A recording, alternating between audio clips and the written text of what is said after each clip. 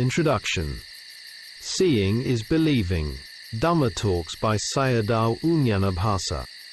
The following translations are instructional Dhamma talks on practice by 3 Burmese teachers. I do not know much about their personal lives.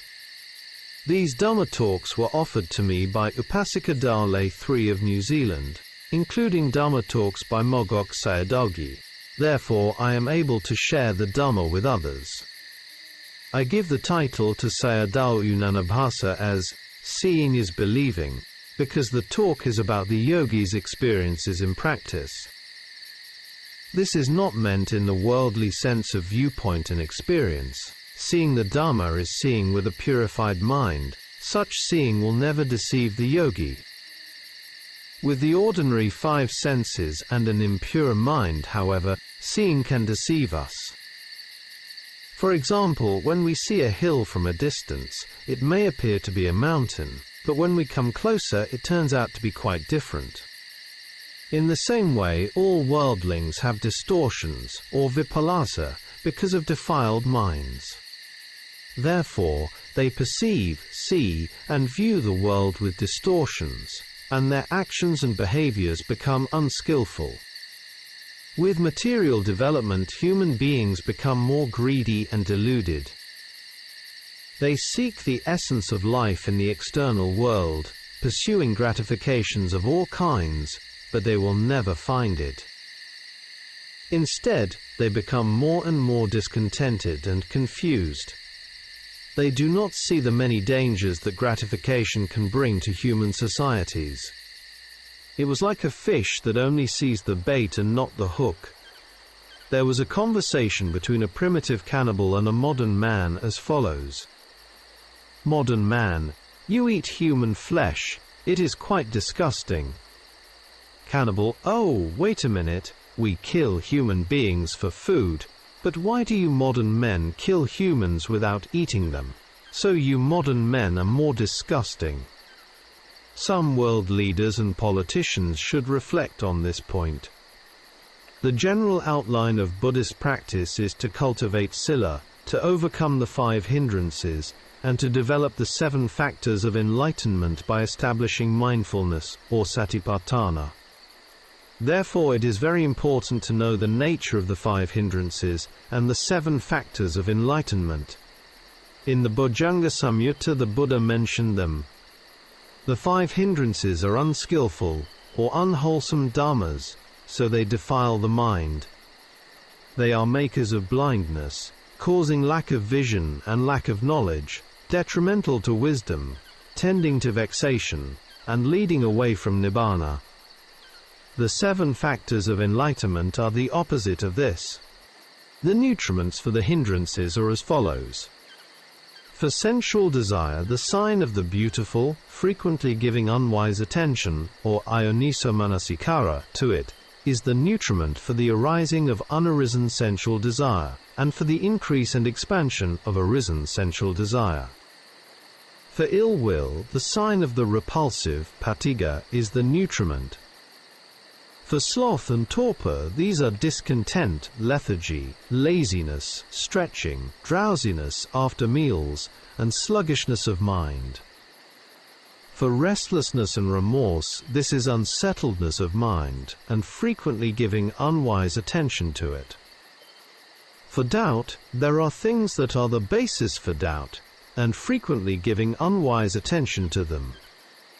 With unwise attention, the 5 hindrances arise, and with wise attention, or yoniso manasikara, the 7 factors of enlightenment arise.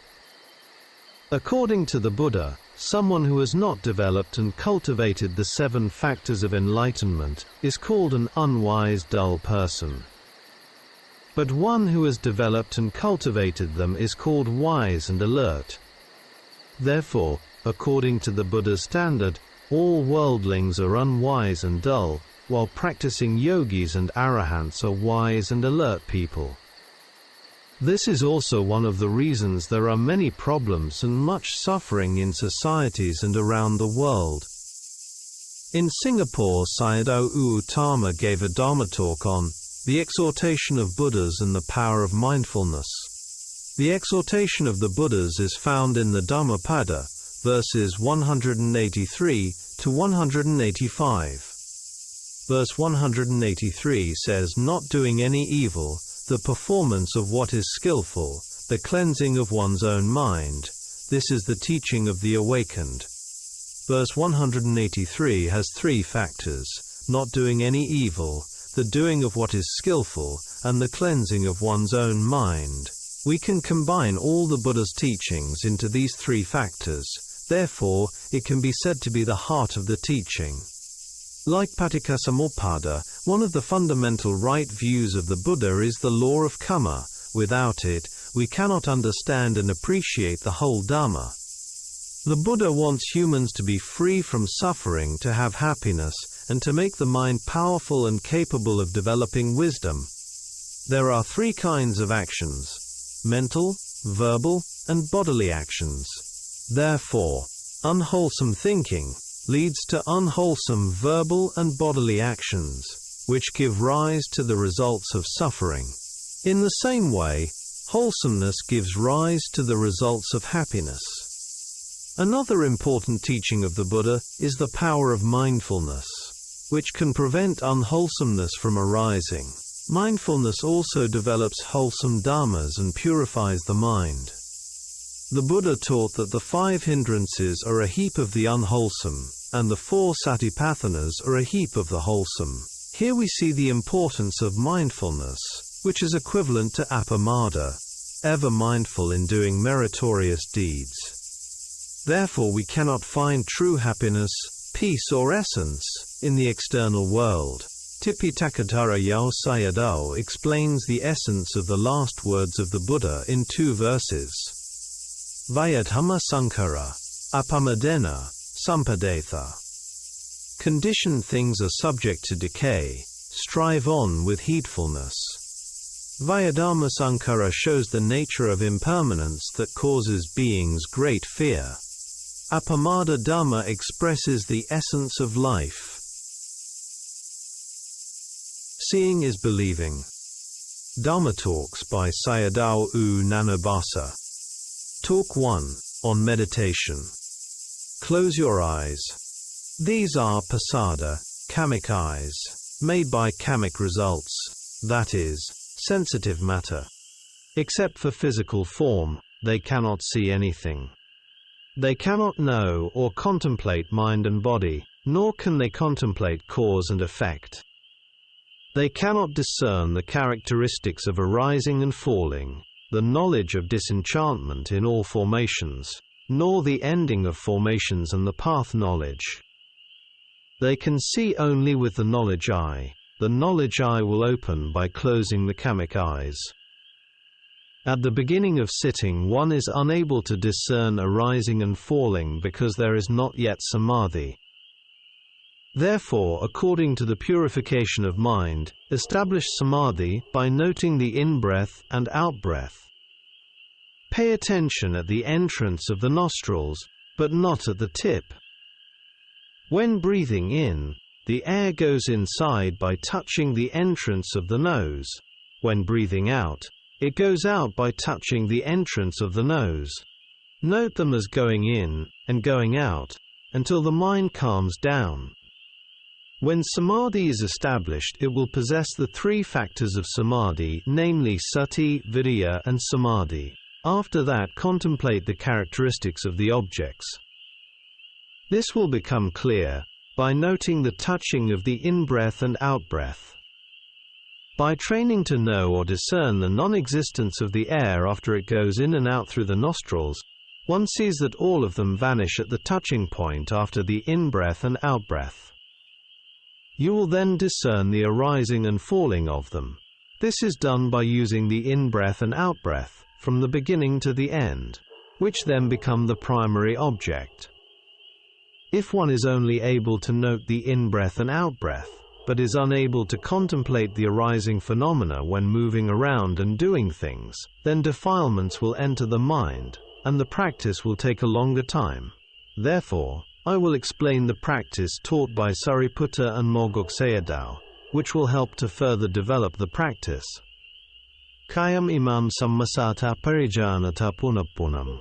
Kaya sabhavam disvana, dukkha santam karisata. Imam Kayam refers to the present sitting aggregate of the body.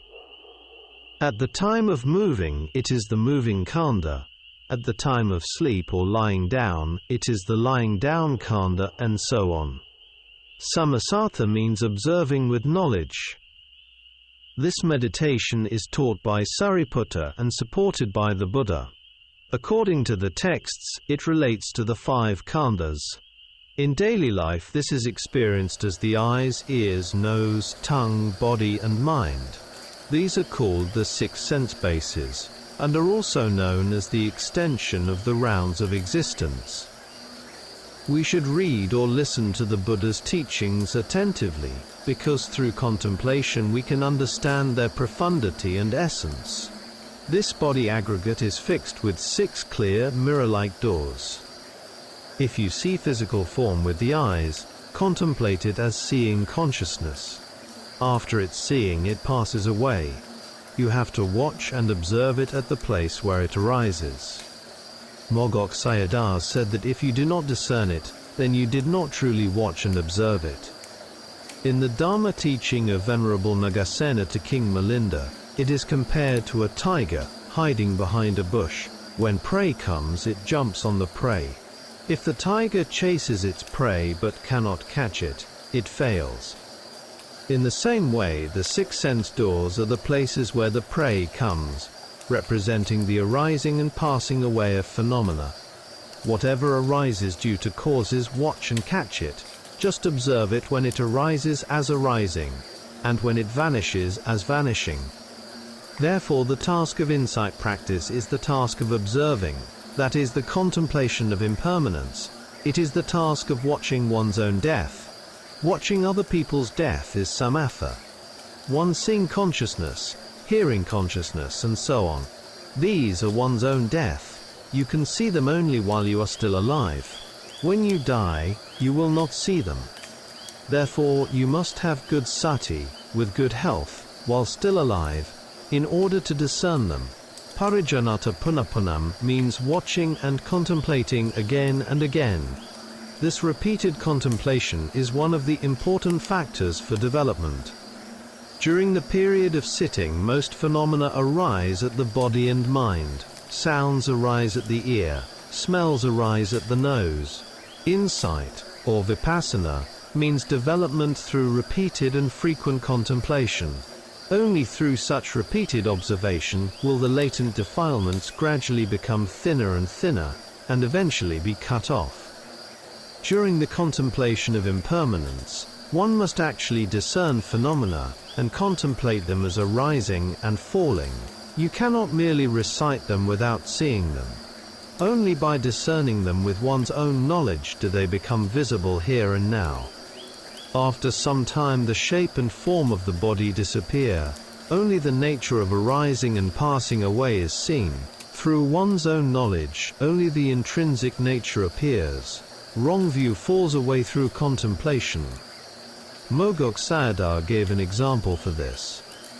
If you hold a cup of water and tilt it slightly up and down, then straighten it again, and repeat this again and again, your attention is only on the tilting and straightening phenomena, and you are no longer aware of the water in the cup.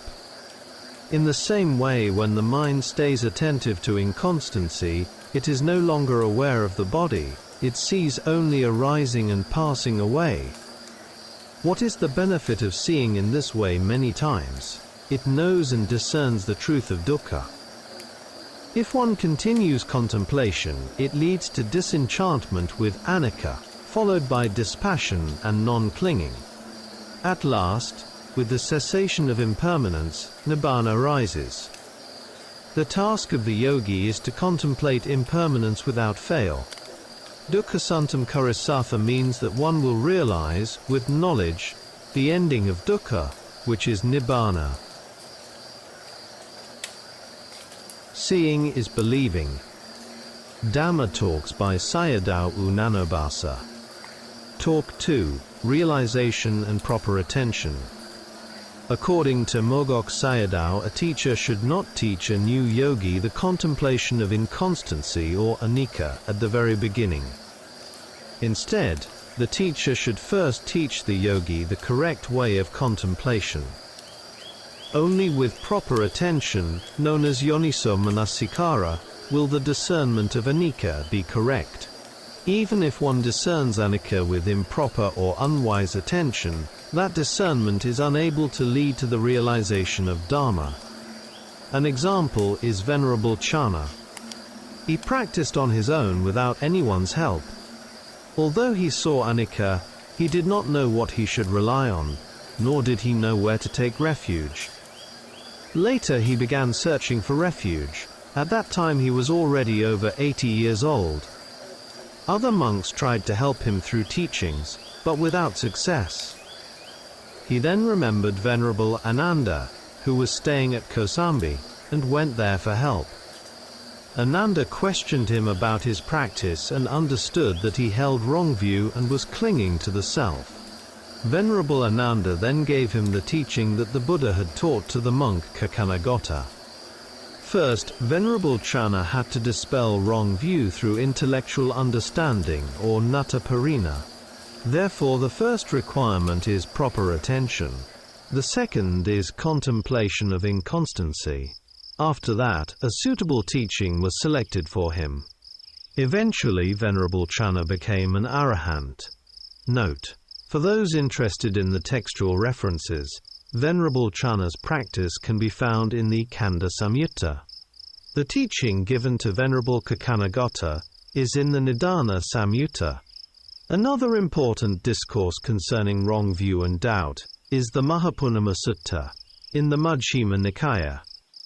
From these texts we can see that dangers and problems arise from wrong view and doubt, not only in the canonical texts, but also in modern times. We can discern their results in yogis' experiences, as well as in the destruction and suffering found in societies up to international levels. Its worst results are woeful births. Therefore, proper, wise and right attention is of primary importance. Eyes exist, but seeing, consciousness does not exist by itself. It is a phenomenon that does not exist independently. In the same way, hearing, smelling, tasting, body consciousness, and thinking or planning minds do not exist by themselves. The sense doors, or the internal 6 sense bases, ayatana, exist in the body, as explained in section 2 of the dependent arising cycle.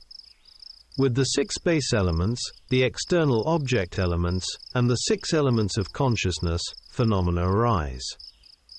The base elements are subject to aging, sickness, and death, as aggregates, khandha, and there is no need to contemplate them as permanent, including external objects. Instead, you must contemplate the arising of seeing consciousness and hearing consciousness at the moment they arise, through the contact of the base element and the object element. The physical consciousness of pleasant or unpleasant sensation is related to materiality, rupa, such as hardness, tightness, motion, pressure, and so forth, the earth and air elements, etc. You must observe the anicca aggregate that is now appearing through the dependent arising process. In this aggregate there is no essence. The physical body must grow old, become sick, and die. Where then is its essence? This is the truth of dukkha. The arising of seeing consciousness, hearing consciousness, and other consciousnesses is also impermanent, anicca, and unsatisfactory, dukkha. Where is their essence? There is nothing reliable that exists. All phenomena are truly non-self. Let us observe arising phenomena. They do not exist before they arise. Taking them as arising from external sources is wrong view. If one believes that they exist before arising, this becomes eternalist wrong view, sasataditti.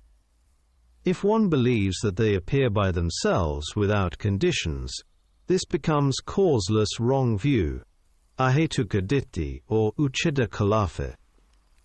They do not arise without causes.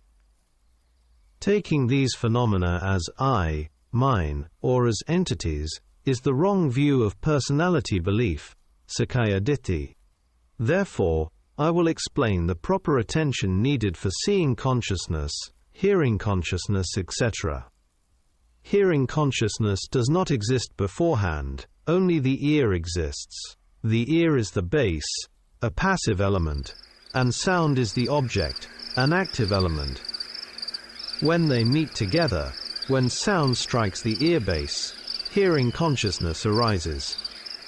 Sounds exist in many places, but if they do not strike our ear bases, or if these conditions do not meet, we do not hear them.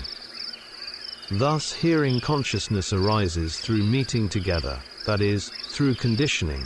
With their contact, in a brief moment, hearing consciousness appears. Does it exist beforehand by itself? The answer is no. Does it appear from outside? There is no hearing consciousness outside, only sounds exist. Only matter, rupa, exists. The ear-base element is also matter. When the two elements, the ear and sound, meet together, hearing consciousness arises momentarily. Therefore it does not come from outside, it comes from an unseen place and disappears at an unseen place. The Buddha taught us to understand it in this way. According to Mogok Sayadaw, it does not come from anywhere and does not go anywhere. It arises here and disappears here. This point is very important. For example, hearing consciousness and seeing consciousness arise at the ear and the eye respectively. They do not come from inside or outside. They arise at the point of contact and disappear at the same place, without moving anywhere. You must contemplate this point carefully. The Buddha gave a simile of the sound of a lute. The sound or music is not in the strings of the lute, nor is it in the fingers that pluck it. The music appears through the contact of both. Another example is a mirror. A mirror is a clear element or base element, similar to the clear elements of the eye and ear. If you stand in front of a mirror, wearing red-colored clothes, the red color appears in the mirror. With the contact of the body in the mirror, an image appears. There is no image in the mirror beforehand, and there is also no image in the body. The body has a visible form. With two causes present, a shadow appears. Here, the body and the mirror are the main causes, along with other supporting conditions. When one of the causes changes, the shadow disappears. It appears at the base element and disappears at the same place. It arises here and vanishes here, arising instantly and vanishing instantly. In the same way, at the base elements of the eye, ear, and so forth, when objects of sight, sound, and other sense objects come into contact, seeing consciousness, hearing consciousness, and the like appear. To say that they come from here and there is wrong. To say that they arise without any cause is also wrong. Being able to see phenomena in this way, free from these wrong views, constitutes right view and right attention. Consider a gas lighter. The small stone is the base element, and the small wheel is the striker element. Neither of them has fire by itself. When they strike together, a spark of fire appears between them and then quickly vanishes. Did the fire already exist there? Did it happen by itself, or did it arise by me or by others? No, it did not. When causes combine, it arises and vanishes. Another example is a bell and a wooden striker. When the striker hits the bell, the sound dong appears. The sound does not exist in either of them beforehand, nor does it come from them independently. Through these examples you can understand the process. Now let us examine the body. In the suttas the Buddha explains 2 causes, and in the commentaries 4 causes. With the contact of the eye and visible form, seeing consciousness arises. It does not arise by me, by others, or by itself. These are the wrong views of personality belief and annihilationism. Does it exist before it arises, remain afterward, or move from somewhere else? These are eternalist views. After its arising, it does not stay anywhere permanently. Nothing is left behind in the process. When 100 moments of consciousness arise, all 100 moments vanish. If you are able to contemplate with right attention that dhammas arise due to causes and conditions, and that resultant dhammas also arise accordingly, then your understanding becomes right. You are free from Sakkaya, Sasata, and Ucceda views. This is the correct understanding of the dependent arising process. According to Mogok Sayadaw, if one does not understand dependent arising and does not know the aggregates as objects for contemplation, correct insight cannot develop. If you contemplate the present body merely as a body conceptual khandha, it is incorrect. If one does not understand the khandhas, one's contemplation will also be incorrect. The inconstancy of all conditioned phenomena will not appear if one merely contemplates the head, body, feet, or hands. Seeing consciousness, hearing consciousness, and so forth are conditioned phenomena. They arise through conditioning. Discernment of anicca occurs through seeing the arising of phenomena. With the cause of Dhamma, the result of Dhamma arises. When the cause vanishes, the result also vanishes, arising here and vanishing here. In brief, do not look at the present physical body as a fixed entity. Observe this body as processes. When the eye and visible form, the ear and sound and so forth come into contact, seeing consciousness, hearing consciousness, and other consciousnesses arise. After their arising, they vanish. Yet the eye, ear, and other sense bases remain intact. If they were to vanish completely, there would be no basis for practice. What then are we watching and observing? We are observing the arising of new khandhas. What is the benefit of observing these impermanent khandhas? One will attain insight knowledges. With the attainment of knowledge, craving, clinging, and action cease. Impermanence is the truth of dukkha. The fading away of craving is the truth of the cause. With the cessation of the anicca process, one realizes nibbana. With the clearing away of wrong views, one sees nibbana. When craving dies away, one sees nibbana. Therefore, the important point here is to be free from wrong views, and to establish proper attention. When anicca is seen correctly, wrong view is removed. With right understanding of impermanence, disenchantment knowledge arises. With the maturity of knowledge, nibbana is realized. Only by seeing nibbana are the doors to woeful planes closed. Whatever arises is just its intrinsic nature. It arises due to causes. After arising, it vanishes. If the causes are still present, it arises again. When the causes cease, it vanishes again. In this way, one should continue the development of contemplation. Seeing is believing. Dharma Talks by Sayadaw Nyanabhasa. Talk 3, a simile of a spider. The spider staying in the middle of its cobweb is likened to the primary object of meditation. This object is suitable for everyone and is always present. First, one must practice samatha. Pay close attention at the entrance of the nostrils in order to know the in-breath and the out-breath. Do not follow the air inward. Instead, simply know the air going in and out at the nostrils. In this way, the mind remains with the three factors of samadhi, sati, virya, and samadhi. After some time, the mind becomes calm and stays where it is directed. After about 20 or 30 minutes, samadhi is gained. Now with samadhi, the mind contemplates the characteristics of the breath. The in-breath touches and then vanishes. This cessation is anicca. One must observe its nature with knowledge, or jnana. The out-breath is observed in the same way. This cannot be seen with the normal eye, but only with the jnana eye. Seeing the beginning and the ending is anicca, the nature of destruction and vanishing. Seeing the beginning is samatha, seeing the cessation is vipassana. Knowing both constitutes the path factors. When one sees the ending, craving and attachment do not arise. This is the dying away of the cause of dukkha. Note, Venerable Ananda mentioned 4 ways of realization in the Anguttara Nikaya Book of Fours, Sutta number 170.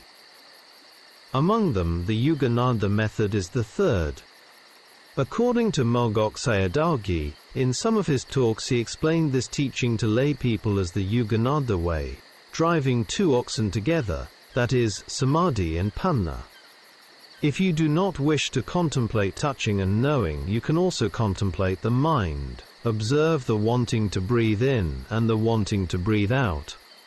You will find that these minds also vanish.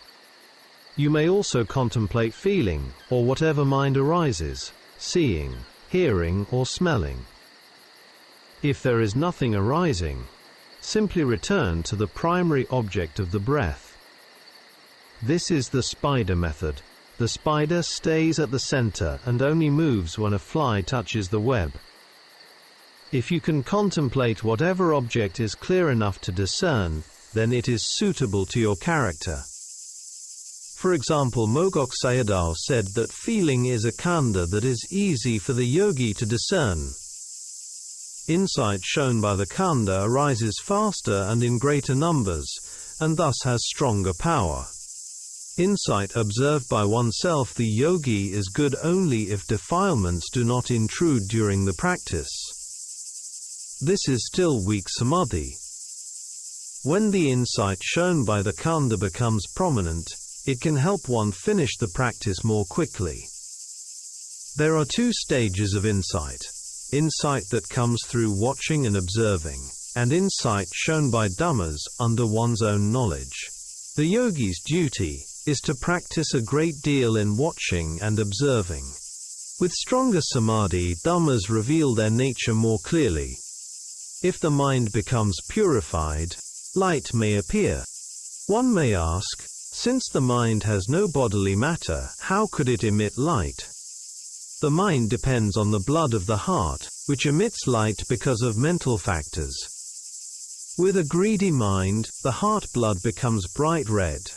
With anger, it becomes dark red. With delusion, it becomes light red, like blood mixed with water. In contrast, with non-greed, it emits colorful brightness. With loving kindness, it emits white light. And with non-delusion or knowledge, the blood in the heart becomes clear. The eyes and the body become bright. Even when the yogi has the eyes closed, there is no darkness, there is only light. Note, the following information is from Phawk Sayadaw's talk on insight practice. From the insight knowledge of rise and fall onward, light appears. The Buddha taught that both samadhi and vipassana possess the light of knowledge. This light is produced by heat element or temperature-born matter, which possesses brightness. When the yogi is purified from defilements, contemplation proceeds with a calm mind. The mind and its objects become refined. With good samadhi power, the mind no longer moves. It settles in stability, clearly knowing the rising and falling of all phenomena. Without samadhi and calmness, one cannot realize the Dhamma. It is like the pendulum screw of a clock, which swings from side to side rhythmically, in order to function properly. The tightness of the screw is like samadhi, and the rhythmic movement of the pendulum is like the process of rising and falling. Therefore, in the realization of the Dhamma, samadhi is necessary. Seeing is believing. Dhamma Talks by Sayadaw Nyanabhasa. Talk 4. The Nature of Feeling. At the beginning of sitting, no extraordinary feeling arises yet. There is merely the feeling of sitting comfortably. This is a pseudo-pleasant feeling, not a real one. After some time the body becomes painful, with aches and discomfort. This is the arising of unpleasant feeling. It is also a pseudo-unpleasant feeling. The yogi experiences it as suffering, because there is not yet discernment of rising and falling. When the pain becomes unbearable, the yogi may return attention to the nostrils, focusing on the breath again. As a result, the painful feeling becomes bearable. In truth, feelings are impermanent. When one has not yet discerned their nature, they become unbearable, causing suffering of mind and body. Therefore, the yogi sends the mind back to the nostril and practices anapana again, or contemplates the rising and falling of the in-breath and out-breath. This is called pseudo-indifferent feeling. After overcoming these initial stages, the yogi will encounter true feelings, pleasant, painful, and neither painful nor pleasant. This requires the help of a teacher, otherwise one cannot clearly see it. Feeling never exists as a solid lump or substance. If the yogi does not see impermanence, the yogi will say, "I am not seeing it." To give an example, it is like a river, flowing continuously. To the eye it appears unbroken, without gaps. However, if one fixes attention on a single point, one sees the water flowing away one by one, successively. Through the connection of cause and effect, the old water passes away and new water arrives. In the same way, mind and form phenomena proceed so rapidly that they appear like a solid mass. Another example is the flame of an oil lamp. It appears as a single, continuous flame.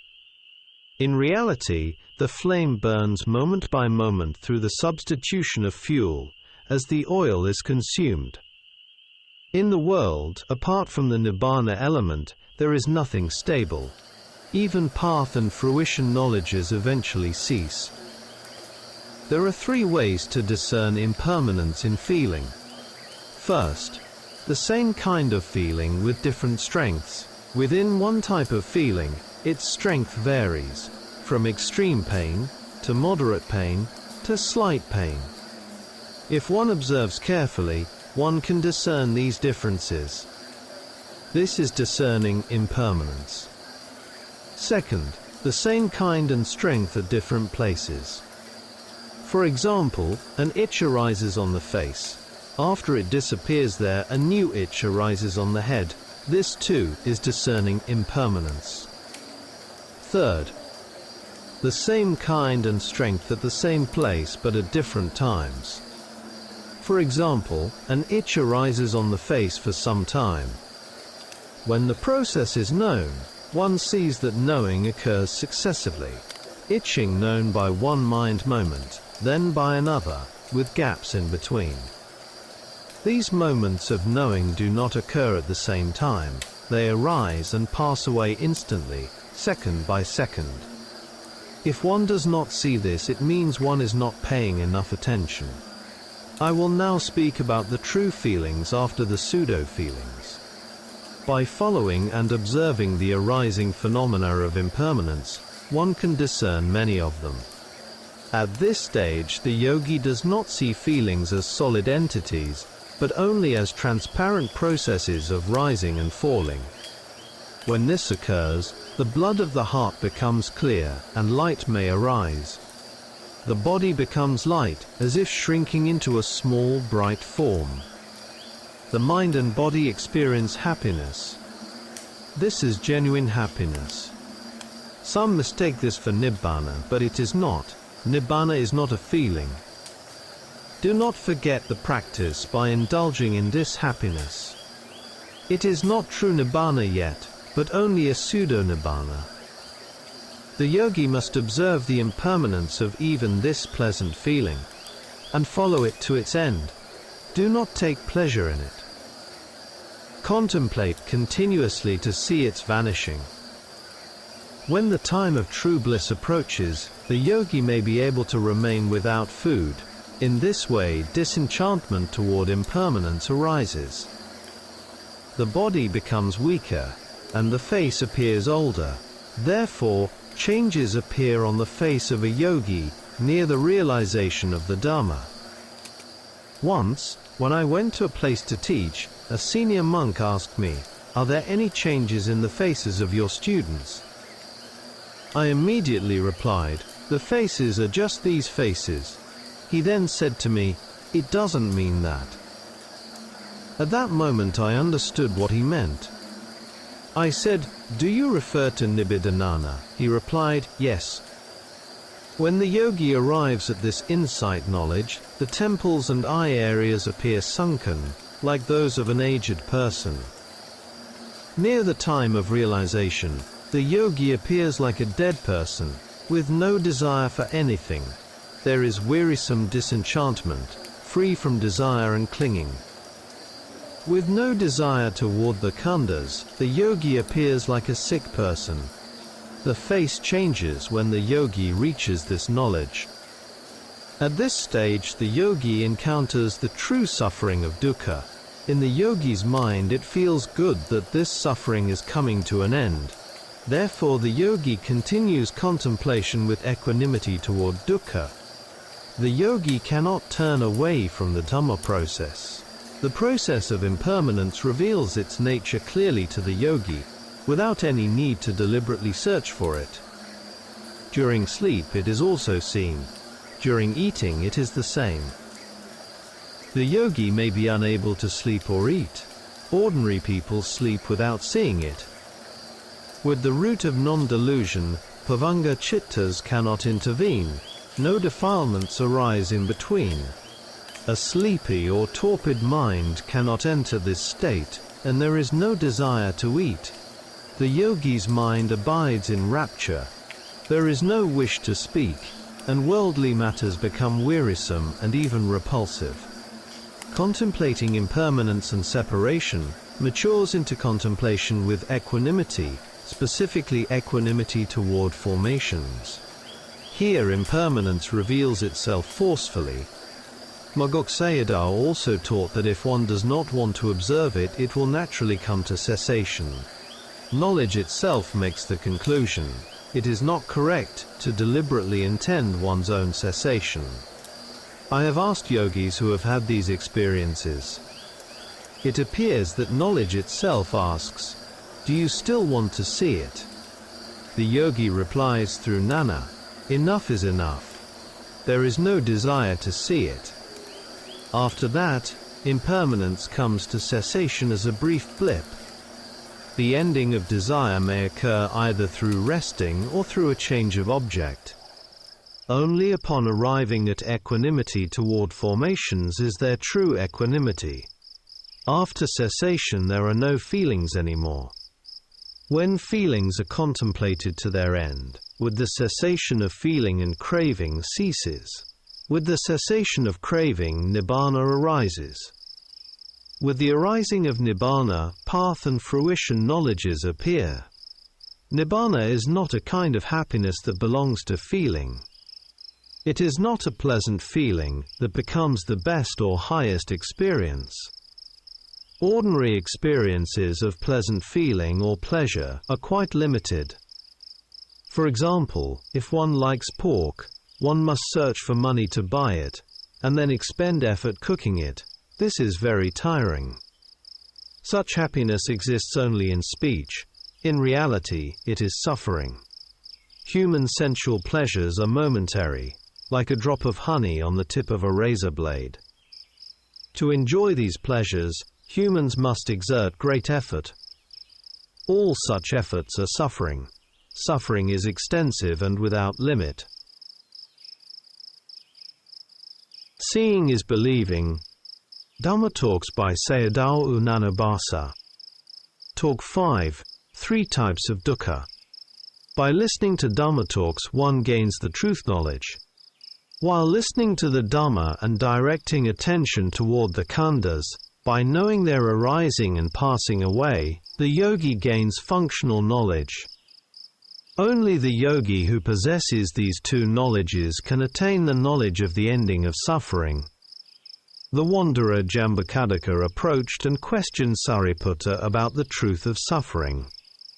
There are three types of suffering, and only by understanding them is a yogi able to practice correctly. First, Dukkha Dukkata. This is suffering due to pain, painful bodily and mental feeling. Unpleasant feelings such as numbness, aches and pains are called Dukkha Dukkata. This type of suffering is known to everyone, even animals know it. Through this knowledge alone, one cannot realize the Dhamma. Only through understanding the second and third types of suffering can the truth of dukkha be realized. Second, Sankhara Dukkata. This is suffering due to formations. All newly arising conditioned phenomena within the khandhas belong to this type of suffering. Because they are oppressed by constant arising and passing away, they are Sankhara Dukkata. For example, when the eye comes into contact with a visible object, seeing consciousness arises. This arising itself is Sankhara Dukkata. The same applies to the ear and sound, and all other sense processes. These are aggregates of intrinsic nature. They have no fixed form or substance that can be touched or measured. Not everyone can see this. Only through discerning the khandhas does one become a noble one.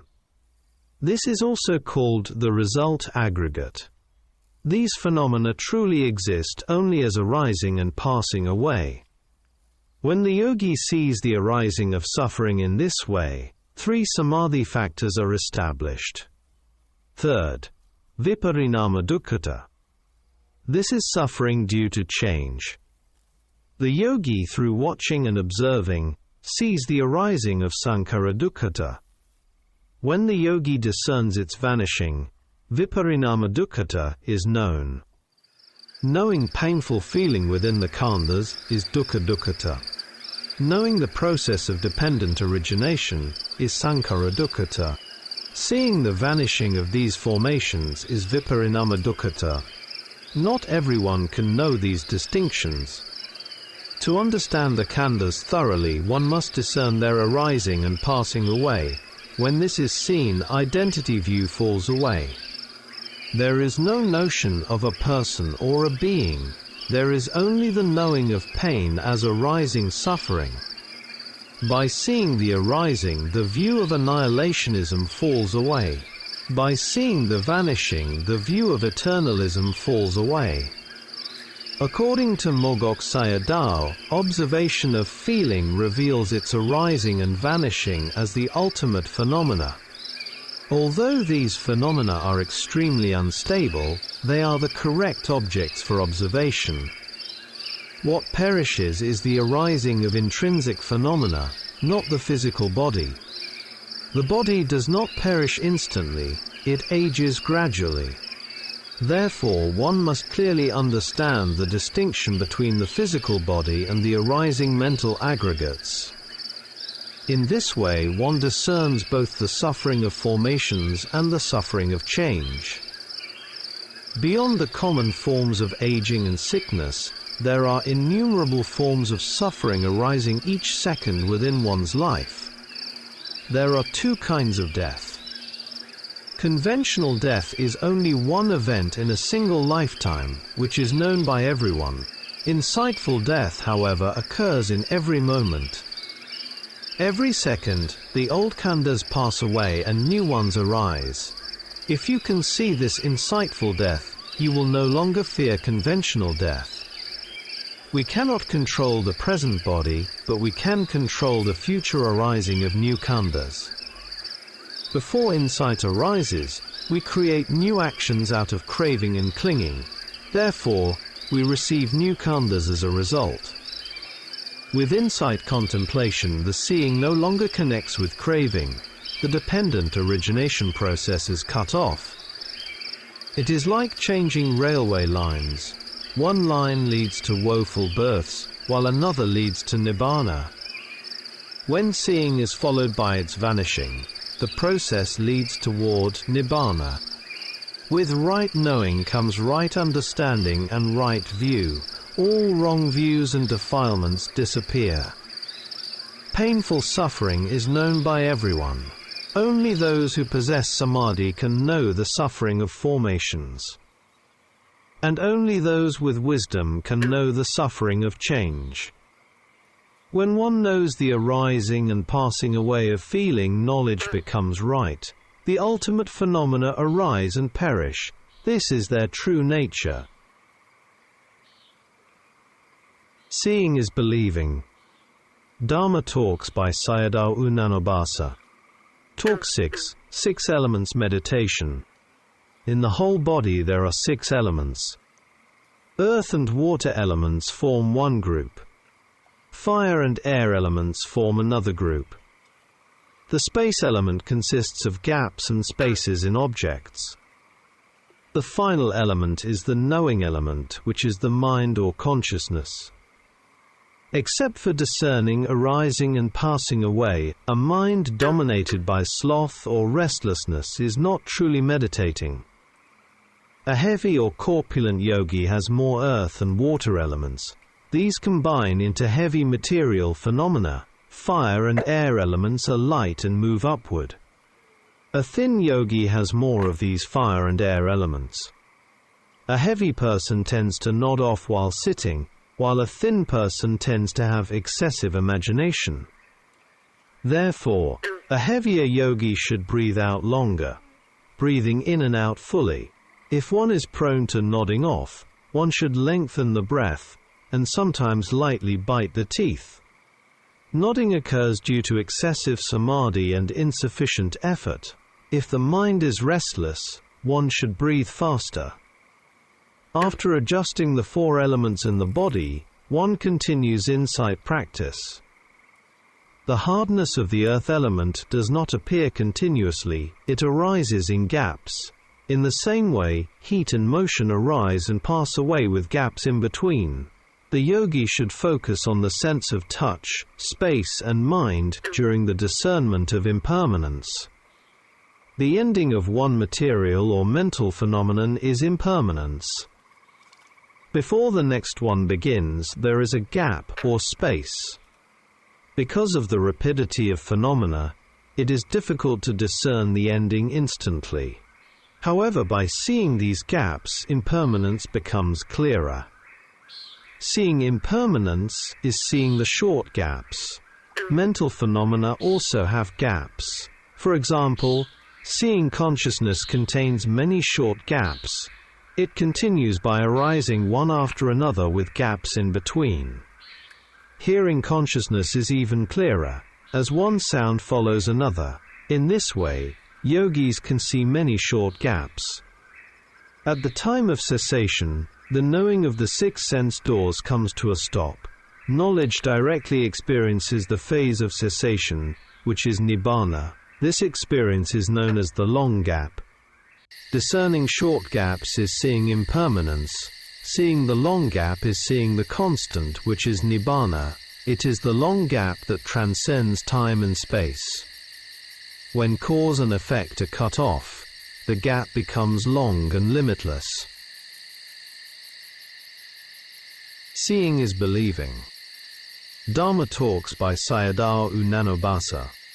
Talk 7. Why there is no realization.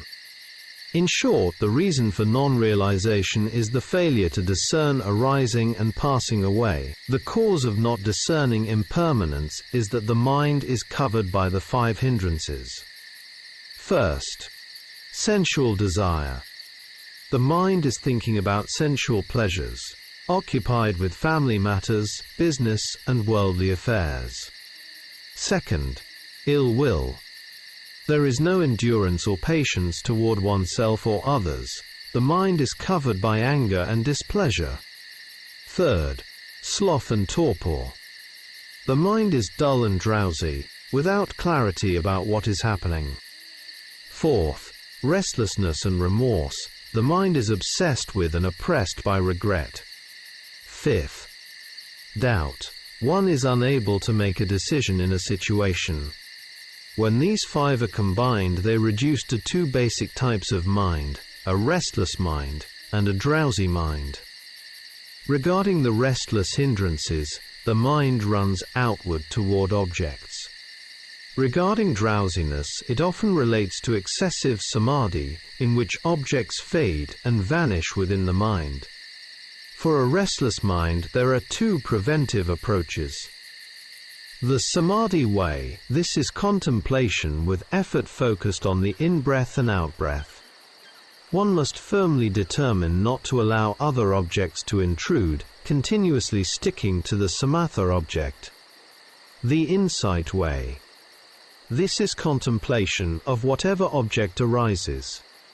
At the contact of a sense base and its corresponding object, the yogi must contemplate without fail. Continuous connection with insight objects prevents the mind from becoming restless. Regarding drowsiness, this occurs due to low effort, laziness, and disinterest. Some yogis develop this habit of nodding and drowsiness for months or even years. There was a Western monk in Thailand who had this habit. At the beginning of sitting, after only a few minutes, he would fall into drowsiness. Before becoming a monk, he had used drugs. Samadhi connects with the three kinds of seclusion, or viveka. First, bodily seclusion. During sitting meditation, the body should not move. It must remain stable, without corrections or adjustments. The causes for realization of the Dhamma include confidence, good health, and practice with a straightforward mind. The yogi must have patience and endurance. The yogi must also be free from wrong view, such as, "This happens according to my desire." Instead, one must observe phenomena according to their own nature. With patience and endurance, the yogi observes their oppressive nature. Bodily seclusion succeeds when the yogi is able to let go of the physical body. Second, mental seclusion. Both samatha and vipassana are methods for calming the mind. First comes samatha, and later insight. When impermanence is discerned, the mind arrives at calmness. At that time, the mind does not incline toward other objects. With the strength of samadhi, the mind naturally turns toward observation of the khandhas. Previously, the arising and passing away were coarse. Now they are refined and minute. There are many impermanences and many types of them. Consider this example. When the sun is hot, all the doors of a house are closed, and it becomes dark inside. At that time, one can see only large objects, but not minute ones. If a small hole is made in the wall, with an iron nail on the side facing the sun, sunlight enters through that hole. What can be seen in that sunlight? One can see fine, minute dust particles floating in the beam. Before the light enters, one cannot see them. Only the coarser objects. In the same way, with clarity and the light of insight, the yogi observes the khandhas and cannot find any empty space, not even as small as the eye of a needle. At that time, many impermanences are seen. When the mind becomes bright and the body feels light, clear brightness appears, and the yogi sees a great number of impermanences. After this, the mind becomes wearisome and disenchanted. There is no more affection. One clearly sees the truth of suffering. The mind no longer wishes to look at or delight in phenomena. Then impermanences come to cessation. Third, seclusion from acquisitions. The burdened load of the khandhas falls away. As the load is put down, the mind becomes cool and at ease. This is the third type of seclusion. Seclusion from acquisitions, or upadhi viveka. Seeing is believing. Dhamma Talks by Sayadaw Nyanabhasa. Talk 8. The Three Seclusions and the Process of Inconstancy. Those who wish to realize the Dhamma must follow what is now being explained. One may say, "I have come here for the Dhamma," But in order to attain the Dhamma, one must practice and cultivate the 5 spiritual powers. These are confidence, persistence, mindfulness, concentration, and discernment. The power of confidence must be strong. Ordinary effort is insufficient. Therefore, one must also cultivate the power of persistence. The power of mindfulness enables continuous contemplation without lapses, even in fine details. The power of concentration must exceed the others, and the power of discernment must be capable of deep and analytical contemplation. By practicing with full persistence, these powers develop naturally. This is why the Buddha taught them. Without this training, yogis tend to practice in easy and relaxed ways that do not lead to realization. One must have the courage to quarrel with craving, which behaves like a tailor, constantly stitching and making connections, foremost in relationships. For example, when the leg aches, craving in the heart makes connection with you.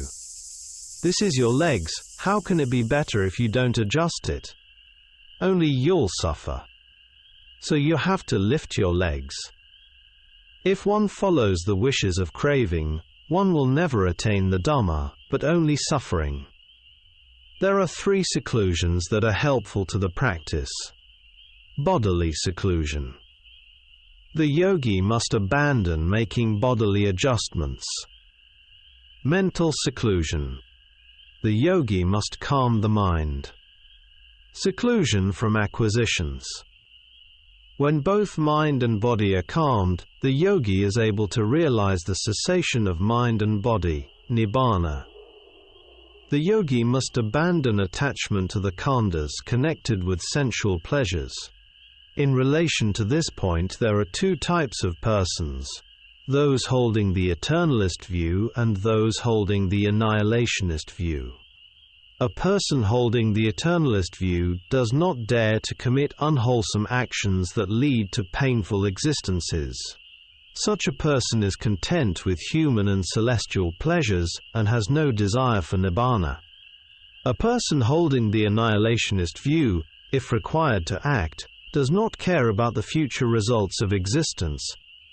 If such a person turns toward the Dhamma, he may even give up his life for the practice leading to nibbana.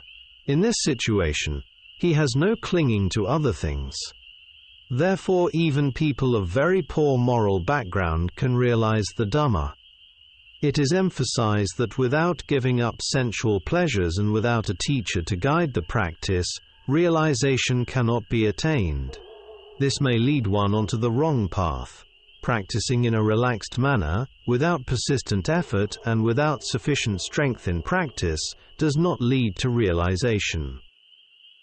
When a person grows old, both mind and body weaken, and the practice becomes difficult to sustain.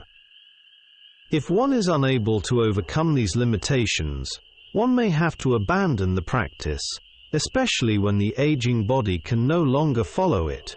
With old age, sickness inevitably arises. Therefore, one must practice diligently while still capable. However, many people become complacent as death approaches. Mogok Sayadaw urged his disciples to practice quickly, otherwise, sickness and death would overtake them. Those who are strongly attached to wrong views, and who cannot abandon or change those views, cannot realize the Dhamma. Only at the stage of arahantship it is completely right.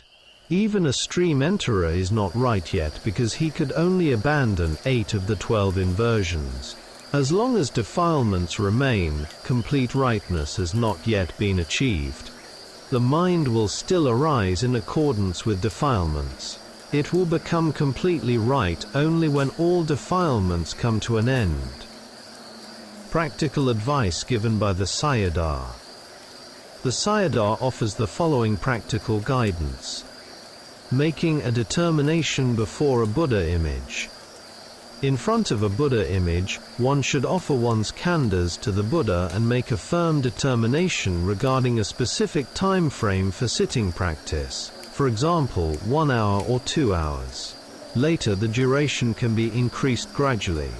1 hour and 15 minutes, 1 hour and 30 minutes, and so on. Sayadaw taught that if the determination is firm and stable, it brings great benefit. A yogi can succeed if he has the courage to struggle with craving. Calming the mind. One must also calm the mind, not allowing other mental states to enter, maintaining only a single state of mind. The mind must continuously discern the perishing of phenomena. There are two ways to do this, samatha and vipassana.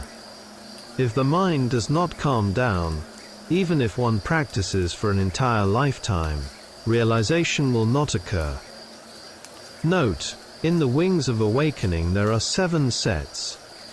4 establishments of mindfulness, 4 right efforts, 4 bases of spiritual power, 5 faculties, 5 powers, 7 factors of enlightenment, Noble Eightfold Path. Among these, energy is mentioned 9 times, mindfulness 8 times, and wisdom and concentration 5 times each. This shows the great importance of sati and virya in purifying the mind and leading to samadhi and panna. For further study, I would like to refer readers to Bodhipakkhya by Ledi Sayadaw. It is a very useful book for practice. Samatha and Vipassana approaches. In the samatha approach, the mind must contemplate closely a single object. The mind must become stable with the in-breath and out-breath. The yogi must begin with this approach when impermanence, anicca, is not yet clearly seen. In the vipassana approach, one contemplates in order to discern the vanishing characteristic of the in-breath and out-breath. Contemplation is done by paying careful attention to the breath, allowing it to become the primary object.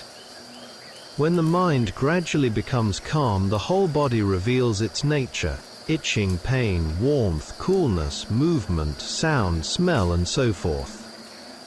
The yogi also comes to know the changes of the knowing mind. He discovers the rising and falling of phenomena as they show their nature. Before this stage, the yogi has to follow the in-breath and out-breath and contemplate their characteristics. Now, because of strong samadhi, the discernment of rising and falling is shown directly by phenomena themselves. Impermanence becomes more prominent in the aggregates, without expectation or deliberate effort. It happens naturally under the yogi's knowing. Eventually the entire body becomes filled with impermanence, and the perception of a solid khanda body disappears. Its intrinsic nature becomes clear to the yogi. Impermanence appears very rapidly through objects, in great numbers. With repeated discernment of impermanence, the mind becomes weary and disenchanted. At this stage, the 5 spiritual faculties become strong and mature into powers. To have impermanence and the path fit together is not easy. One must practice very diligently to reach this level. How to know whether anicca and magga are fitting together? When impermanence and the path fit together, it seems as if one no longer has a head or a body. Only arising and passing away remain.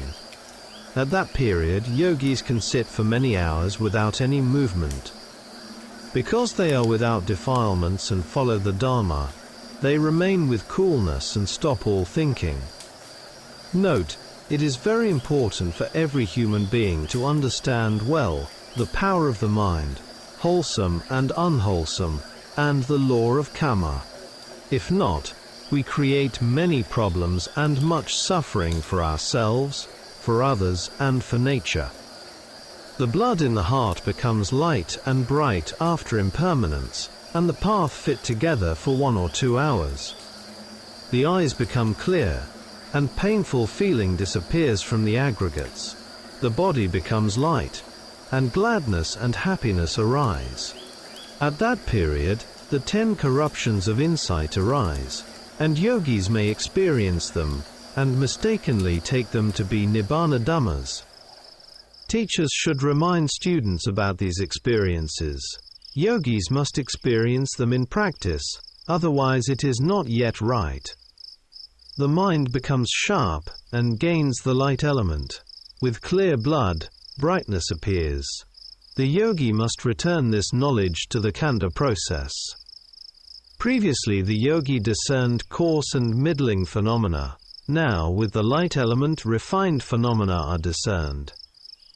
Therefore, the yogi must make it clear and continue the practice. It does not take long when the practice fits this process. However, it is also difficult for it to arise because of the hindrances. If the practice fits into this process, it will succeed. With much discernment, the mind becomes wearisome. At last, impermanence comes to an end, and path and fruition knowledges arise. Seeing is believing. Dhamma Talks by Sayadaw U Nyanabhasa. Talk 9. The Hidden Element. Some Western philosophers think that they understand dukkha. Einstein discovered mass energy, E = mc², but he did not discover mind energy, which is more important. In the same way, chemists will never discover the hidden element. This foremost element cannot be discovered by a defiled and polluted mind. Do not say that they can discover it, even with the strongest superglue of ditthi and tanha. To understand and appreciate the Buddha Dharma is very difficult for them. There are two types of phenomena, conceptual and ultimate. There are two kinds within the ultimate, conditioned and unconditioned. We cannot yet see the unconditioned element, nibbana, because it is covered by the conditioned elements of the aggregates. The unconditioned element cannot yet appear, because the aggregates have not yet ceased. Again, concepts cover up what cannot see the condition clearly. The concepts of a person or a being cover up the aggregates, and the aggregates, in turn, cover up nibbana. The usages of human society, together with wrong perception, wrong knowing and wrong viewing, as well as wrong views, cover up the aggregates and make them impossible to discern. Only by removing these two coverings can one discern nibbana. How does one strip off concepts? It is through discerning the conditioned. This requires continuous and intensive practice. When knowledge jnana becomes strong and mature, it no longer needs the support of concepts. One sees the aggregates as they truly are, merely processes of arising and passing away. When this vision is clear, the concept of a being or self is stripped away. Then, with further practice, one reaches the stage of disenchantment. The mind becomes weary of the continuous rising and falling of the aggregates. The mind becomes extremely wearisome. Then all the rise and fall come to cessation. With the cessation of all rise and fall, the unconditioned element appears. Nibbana appears, which has no rise and fall. This is at the end of the conditioned. The unconditioned nibbana exists. Sayadaw gives an example from the experience of a yogi. This yogi, upon arriving at the knowledge of disenchantment, did not want to see further, yet the Dhamma process continued to present itself to him. It was unavoidable. It was as though something were asking him, "Do you want to see it?" The mind answered, "I really don't want to see it." Then, in the quickest way, impermanence came to a stop.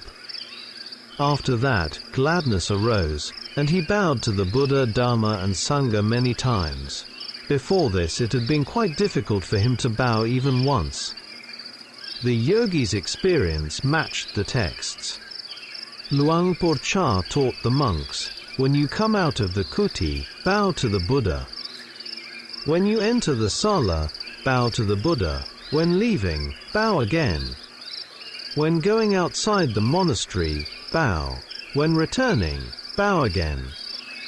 Mogok Sayadaw also said that when the yogi arrives at Nibbidana, one cannot stop it by desire. It comes to a stop through the decision of Nana itself. Whether path knowledge is correct or not is confirmed by fruition knowledge. The yogi has to enter the fruition state. As long as conceptual coverings remain, they cover the person's mind, and there is no true contemplation. Seeing is believing. Dhamma Talks by Sayadaw Nyanabhasa. Talk 10. Experience of the Unconditioned. With much contemplation on the rise and fall of conditioned phenomena, sankhara, when knowledge, jnana, becomes mature, the yogi will see the unconditioned, asankhara, at the ending of rise and fall. The unconditioned does not exist beforehand. It appears only with the disappearance of the conditioned. I give this talk based on the sutta references of arahants and the experiences of some yogis. Why do I have to speak about these matters?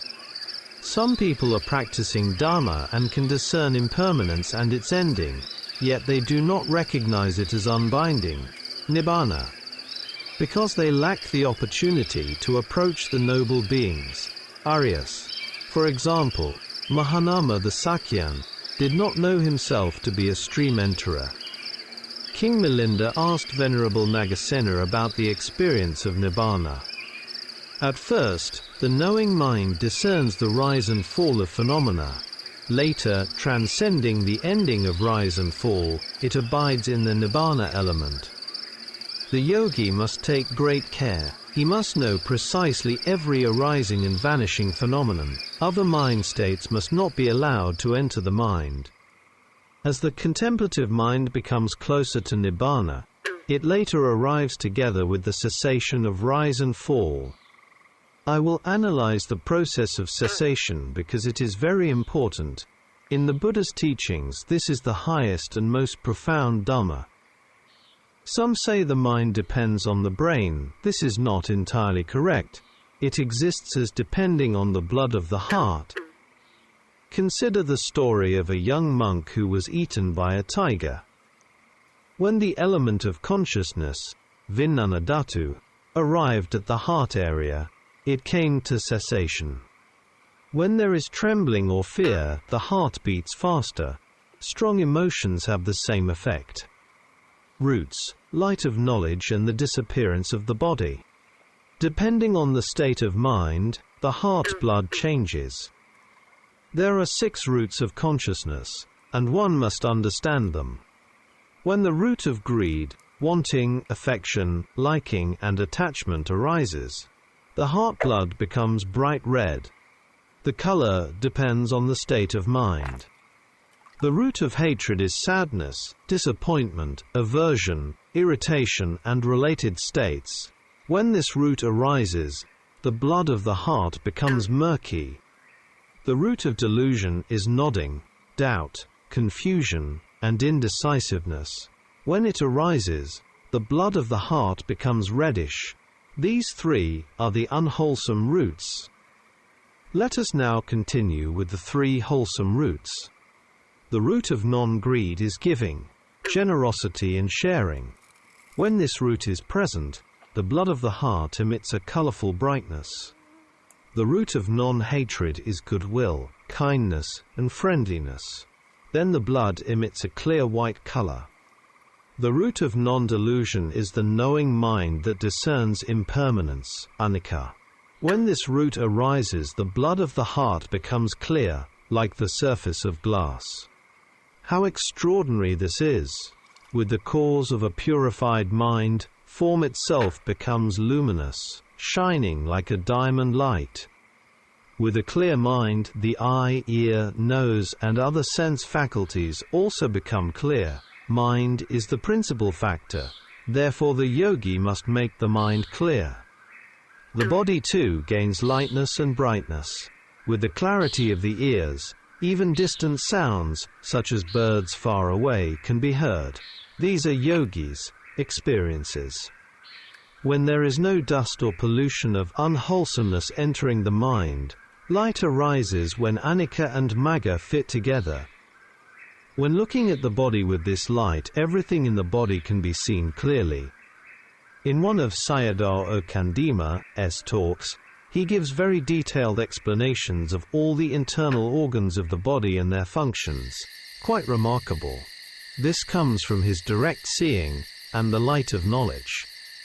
In darkness one can see large objects but not small ones, because there is not enough light.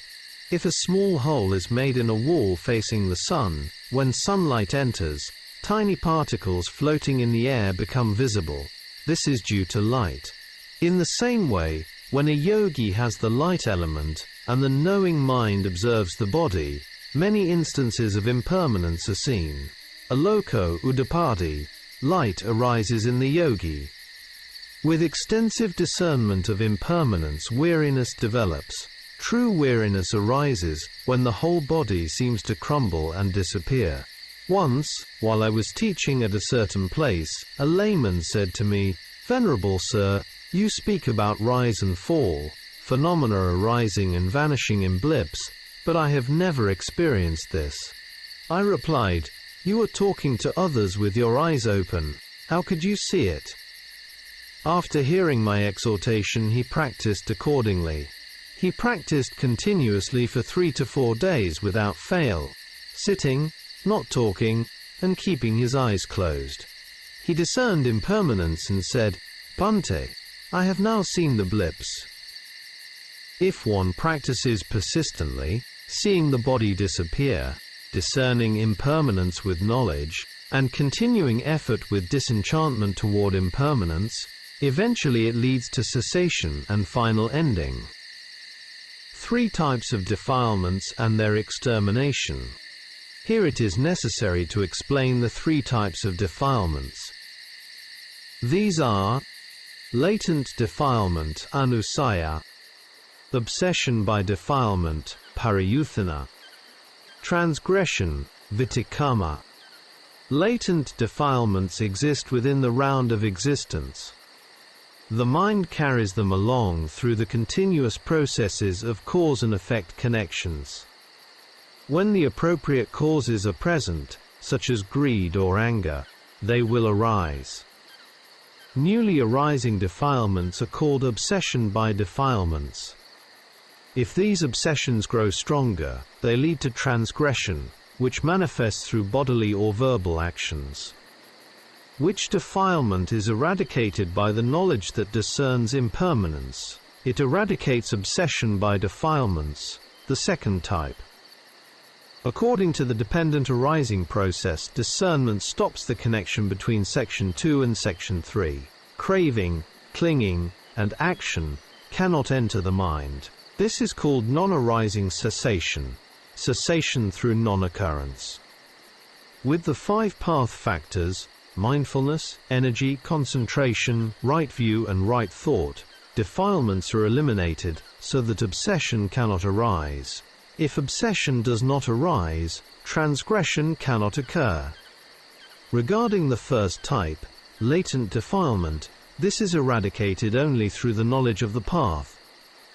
When there is no discernment of impermanence, whenever feeling arises, craving, clinging and action also arise. This leads to the arising of new aggregates. This is called following the simile of the dog. If a person throws a stone at a dog, the dog chases after the stone and bites it. This does not stop the person from throwing more stones. If the dog instead bit the person throwing the stone, the person would stop. In this simile, the person is the cause, and the stone is the result. By observing the arising of feeling, one is only seeing the result. One must discern the vanishing of feeling, the path knowledge, to exterminate the cause. The other way is when painful feeling arises, and one merely notes it and tries to make it comfortable so that it goes away. This is conditioning feeling, and is connected to the round of existence. This is an attempt to exterminate only the result, because feeling is the result within the round of existence. By exterminating only the result, the process will never end. This point is very important, even for world leaders and politicians, when dealing with international problems and suffering, such as climate change and conflicts. It seems to me that they follow the simile of the dog. Even if changes occur, they are only temporary. Then how should one practice? Contemplate to discern vanishing phenomena, impermanence and the path. In this way the path factors arise, and craving cannot arise. The mind will not follow desire. Dhamma is non-self. It follows its own nature. The nature of pain is simply painful. When ears exist, sounds will be heard. The yogi must use wisdom to contemplate their nature. If one is able to discern them correctly, practice becomes successful. Now yogins understand the three types of defilements and the extermination of the cause. What remains to be understood is this. After seeing many rise and fall processes, the process itself changes. The impermanence process increases and decreases. Arising becomes faster and then slows down. It is as if the process plays itself out. In the texts, this is referred to as Vutanagamini. In ordinary language, it means that strength is required for the cessation of phenomena. Impermanences are already in the process of cessation. A simile is given. Crossing a large trench by jumping. A man walks toward a trench that is wide. He cannot cross it with an ordinary jump, so he must walk backward to gain momentum and strength. Even then, it may still be impossible. He must walk back further. 20 paces may not be enough. He may need to walk back 30 paces. After that, by running forcefully toward the trench, he is able to jump over it and reach the other side. Cessation, coolness, and the verification of Nibbana. The khandhas are the result of the round of existence, moving onward within the whole cycle of existence. Therefore, near the end of their impermanence, the arising becomes faster and then slower, like the example given above. This stage requires strength and force for cessation. At last it happens very quickly and stops. If the yogi discerns this clearly, when the process stops, he may take it as Nibbana. Then how does one check this? Mogok Sayadaw also said the following. Seeing is peaceful and staying is coolness. Seeing with peacefulness means that the instantaneous process of impermanences stops in a single blip. If you ask the yogi where have the impermanences gone, he will answer, they have gone to the place where there is no more arising. This is the unconditioned Nibbana. Because there is no more heat of defilements, no more burden, there is a sense of coolness and lightness. The yogi continues contemplating impermanence and suffering, not only for 1 or 2 days but for many days, until their ending. Now there is nothing left to contemplate. The burden of suffering has fallen away, the heat becomes cool and peaceful. In the following, the Sayadaw mentions certain pseudo-Dhamma experiences that yogis may encounter. There are 2 kinds of these. Seeing that is not peaceful but accompanied by staying in coolness. Seeing that is peaceful but without staying in coolness. Pseudo-cessations and the verification of true cessation. Cessation with sloth and torpor. Because impermanence is not truly seen, mindfulness only returns momentarily in a blip. The yogi may think that impermanence has come to cessation or an end. In fact, he is nodding. In his mind it seems peaceful, but his abiding is not cool. The defilements are still present and burning hot. Cessation driven by effort. The yogi wants cessation to come quickly and becomes impatient. This state of mind should not be present during practice. While sitting, he must contemplate and allow anicca and magga to fit in naturally. Do not let desire arise, wanting cessation and wanting to see nibbana. This takes time. Without patience, the contemplation becomes incorrect, and impermanence cannot be discerned. This is cessation driven by effort. It is important to recognize this as a pseudo-dharma. 3. Cessation accompanied by rapture. When impermanence becomes strong, light and rapture arise, and the body feels light. The yogi's mind sinks into these pseudo-dharmas and does not truly discern impermanence. Cessation accompanied by tranquility. Mind and body become tranquil. Seeing is not yet peaceful, but abiding feels cool. The yogi still discerns impermanence. Only by overcoming this stage will he see nibbana. The yogi can check whether this is real cessation or not. He sits in front of a Buddha image and makes a resolution to know the cessation. If it is a real cessation, namely path knowledge, then fruition mind will arise and he can enter the fruition state. By making a further resolution, Blessed One, may I experience again the cessation that occurred before, he may experience it again. When he makes a 1-hour resolution for sitting, the process begins again from impermanence. It is not like before the cessation, where impermanence increased and decreased. Instead, the yogi sees impermanence for a period, and then it comes to a stop in a natural way. Path knowledge cuts off the defilements. Fruition knowledge extinguishes the remaining heat that still lingers.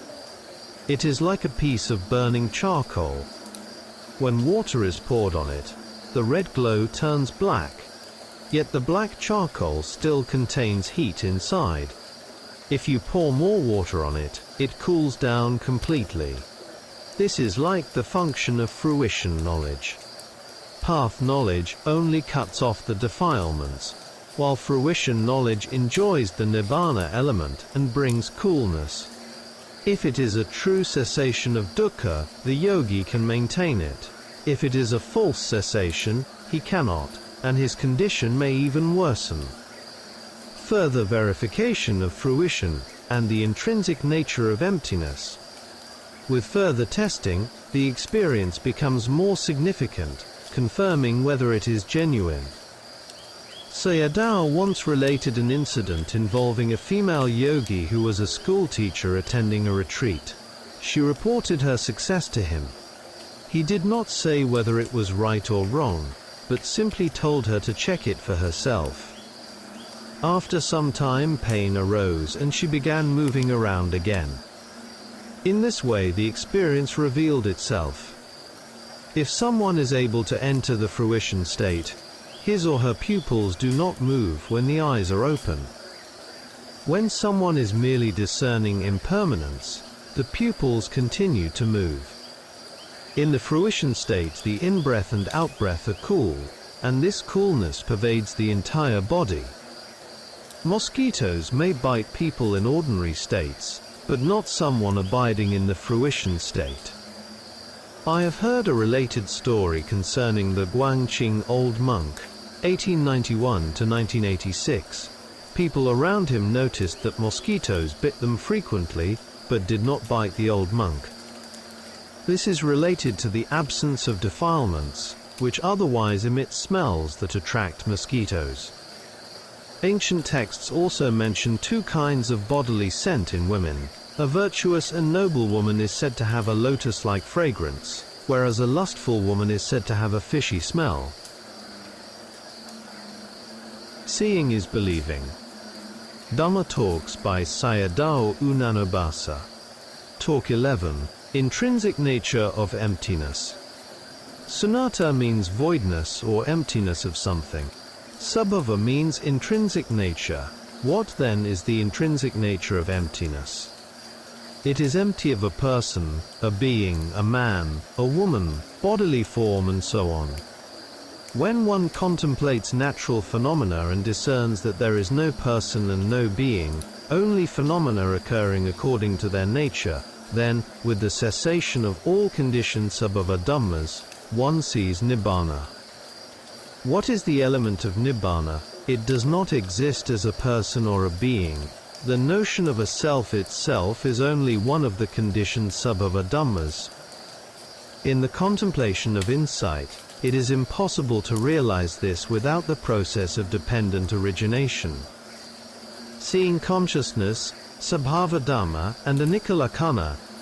With the contact of the I-door and visible form object, I-consciousness arises.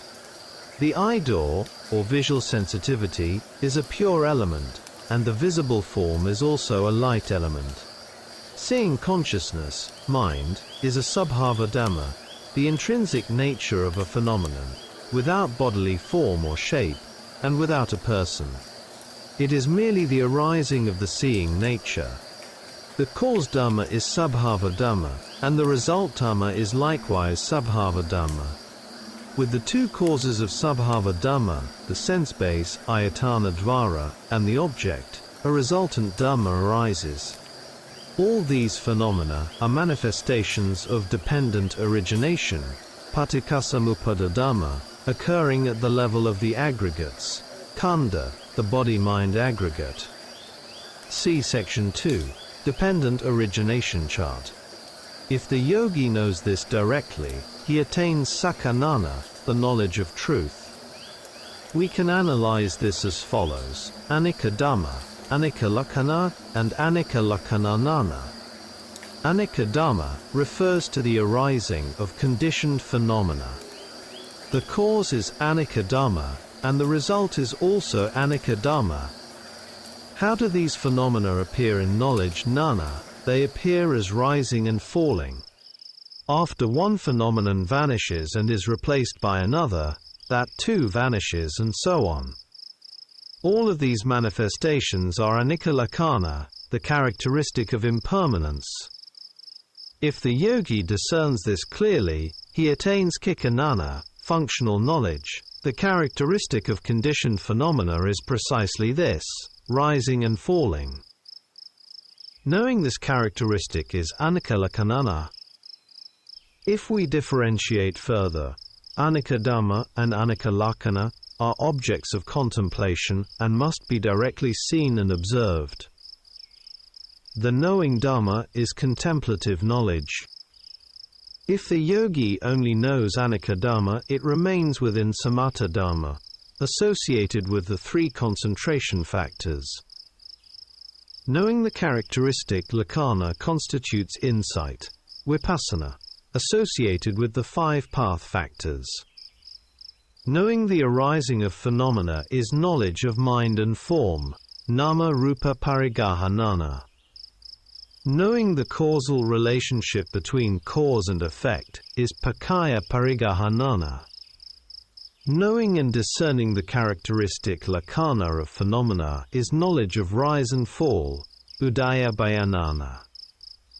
When Nama-Rupa and conditionality Paccaya are known correctly, these two knowledges together culminate in Sakkanana. Lakkhananana is functional knowledge. Contemplative knowledge arises dependent on the object of contemplation. Does the object of contemplation exist beforehand? No, it does not exist beforehand. What about contemplative knowledge? Does it exist beforehand? It also does not exist beforehand. Objects arise due to causes. Contemplative knowledge arises due to the ability to contemplate, which itself is conditioned. Objects knowledge sunnata, and the abandoning of wrong views. Therefore objects, aramana and knowledge, aramanika nana, do not exist beforehand by themselves. If one takes them as existing beforehand, independent of causes, this becomes sasata ditthi, eternalist view. If one observes it, it disappears, and is seen as no longer present. This is like wild animals or birds. If you catch them and then release them, wild animals return to the forest, and birds fly back into the sky. In the same way, whatever phenomenon arises within the aggregates khanda has the nature of perishing. This was stated by the Buddha. Most yogis discern sunnata in objects, but still cling to wrong view in relation to the knowing mind, jnana. They think, I contemplate it, so I see it, and I know it. There is an observer. This is sakkaya ditthi, clinging to the knowing mind, and such a yogi will not realize Dhamma quickly, or realization will take a long time. This point is supported by evidence in the suttas. Mogok Sayadaw instructs yogis as follows: observe mind and body with jnana. This makes sense for practice. It means there is no person and no being in mind, body, or knowledge. Therefore, yogis should not include a person or a being in either the object or in jnana. Only those who can discern anicca in all objects and in the knowing mind will realize Dhamma quickly. In a talk on Venerable Channa, Sayadaw said, behind impermanence, anicca, do not include I or mine. If you include it, you become attached to Sakkaya Ditthi. For example, I am contemplating, I am knowing, and so on. All objects and jnana are conditioned phenomena and therefore lack stability, sabbe sankhara anicca. Only the nibbana element, which has no impermanent nature, is stable. Continuity of knowledge, dependent arising, and the maturing of insight. Path knowledge and fruition knowledge are also impermanent, because they arise in dependence upon one another. Even supramundane knowledges vanish. Therefore, there is no need to speak separately about the impermanence of insight knowledges. For this reason, yogis must practice very carefully. The yogi knows both the arising and the vanishing of phenomena. Both are forms of jnana, but they possess different qualities. With the continued purification from wrong views and doubt, contemplation proceeds. All yogis must clear away wrong views in their minds with regard to both objects and knowing. There is no person and no being in either of them. Practicing in this way is practicing in accordance with the Dhamma. This is the path that accords with nibbana. The practice is completed when one understands dependent co-arising. For example, contemplate the first arising object together with the first knowing. After both the object and the knowing vanish, contemplate the second arising object together with the second knowing. When those vanish, the third object arises, and so on. To know phenomena in this way is called pavita bahulikata, repeated and sustained contemplation. With much contemplation, the yogi understands that apart from the arising and passing away of conditioned phenomena, there is no person and no being. At this stage, world leaders should contemplate their own aggregates. If they do so, it will create a peaceful society and protect the natural world. From the ending of anicca to path and fruition, Mogok Sayadaw said that, at the end of the practice, the yogi no longer wishes to see phenomena. At that point, knowledge that arises from contemplating impermanence turns toward the state where there is no impermanence. The seeing of no anicca is nibbana. When knowledge clearly knows the ending, this is path knowledge. After that, fruition knowledge arises. Generally, yogis can make a mistake at this stage. They may be clear about the knowledge that discerns impermanence in the object, but then the contemplative mind begins to think, I have contemplated for quite some time now. This becomes Sakkaya Ditthi and Sasata Ditthi. Wrong views. Object and knowing are a pair of impermanent phenomena. This stage is called the knowledge of knowing the truth of Dukkha. With further contemplation, this knowledge matures into the knowledge of seeing cessation, the cessation of impermanence and dukkha. This is arriving at the ending of dukkha, which is nibbana. The Buddha gave us reassurance. If one practices in the morning, one will realize it in the evening. If one practices in the evening, one will realize it in the morning. Therefore, persistence in practice is essential. Seeing is believing. Dhamma Talks by Sayadaw Nyanabhasa. Talk 12. Dying Aggregates and Intrinsic Aggregates. This is the first day that I will teach you the basic Dhamma. To understand the basics, we must begin with the aggregates, khandha. These include the aggregates themselves, the sense bases, ayatana. the elements, dhatu, and the Four Noble Truths, sakha. People may wish for nibbana, but without thoroughly knowing the aggregates, they cannot reach it. If we condense the phenomena of the 31 realms of existence, we can summarize them into two: the aggregates and their cessation. The aggregates constitute the 31 realms of existence. Nibbana is an element that transcends them. When these are brought together, they are called khandha nirodha nibbanam. The cessation of the aggregates is nibbana. Where there is cessation of the aggregates, there is nibbana. Where there is no cessation, there is samsara. Beginning from the aggregates, khandha. Therefore one must begin with the aggregates. Only through them can nibbana be realized. Khandha means that which is combined. They are the combination of form, feeling, perception, mental formations and consciousness.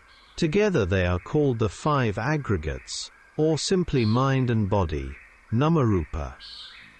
For practice, it is necessary to understand that the aggregates can be approached in two ways. According to the dependent arising process, ignorance conditions, mental formations, and so on. These are called the dying aggregates, the results of past causes. In material phenomena, rupa, there are four: earth, water, fire, and air.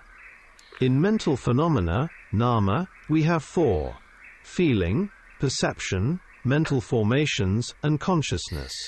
Together, these constitute the 6 internal sense bases, 5 material bases, and 1 mental base. Do we need to contemplate this already existing aggregate, the body seen with ordinary eyes? No. Rather, we must understand that with time this aggregate inevitably becomes old, sick, and dies. This shows that the aggregate itself is the truth of suffering. However, for insight practice, what we contemplate repeatedly is not the existing aggregate as a whole, but the arising phenomena occurring at the sense bases. This existing aggregate possesses base elements internally, and when external contact elements, such as sight, sound, smell, taste, touch, and mental objects, come into contact with them, each sense door meets its corresponding object. At that moment, a new phenomenon arises at that sense base. This arising phenomenon did not exist before in either the sense base, dvara, or the object, aramana. It arises only because of conditions. For example, consider a stick and a bell. The bell is like the base element. The stick is like the element of contact. The sound of the bell does not exist in the bell alone, nor does it exist in the stick. When each exists separately, no sound arises. But when the stick strikes the bell, sound arises. Where does the sound come from? It does not come from the stick, nor from the bell. Through their contact, sound arises dependently between them. Arising aggregates, sunnata and sabhavakanda. In the same way, the 6 sense bases are base elements. When each of them meets its respective contact element, an arising aggregate comes into being. The bell and the stick both have mass, that is, material form, but the sound does not have mass. Likewise, seeing consciousness, the arising aggregate element, has no mass. Hearing, smelling, tasting, and other consciousnesses are known in the same way. They have no form, no shape, and no image. For this reason, these phenomena are called sunnata dhamma, void of entity, void of a person, or a being. Let us explain sunnata further. Sabhava means a particular intrinsic nature, seeing, hearing, smelling, tasting, touching, and knowing. All of these are sabhava dhamma. These are sabhava khandha, newly arising aggregates, and are also called arising aggregates. These arising aggregates have the nature of arising and passing away. Therefore they are called rise and fall aggregates, or impermanent aggregates. These aggregates cannot be stopped by one's wish or desire, and they do not belong to anyone. If the causes are present, they arise. If the causes cease, they vanish. After an arising aggregate has arisen and is observed, it is no longer there, that is its impermanence. The existing aggregate, namely the whole body subject to aging, sickness and death, is a mass of aggregates. The arising aggregate, however, is a subhava khandha. Therefore, the existing aggregate, the body, and the arising aggregate are different. Understanding the process of conditioning and its cessation. When it is hot, and one desires comfort, one fans oneself. The pleasant feeling is experienced as nice, and then it passes away. However, one is not aware of the whole process. By fanning oneself again, the experience connects to action.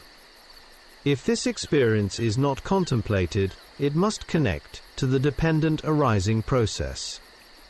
If one simply leaves it there, feeling conditions craving, and craving connects to action.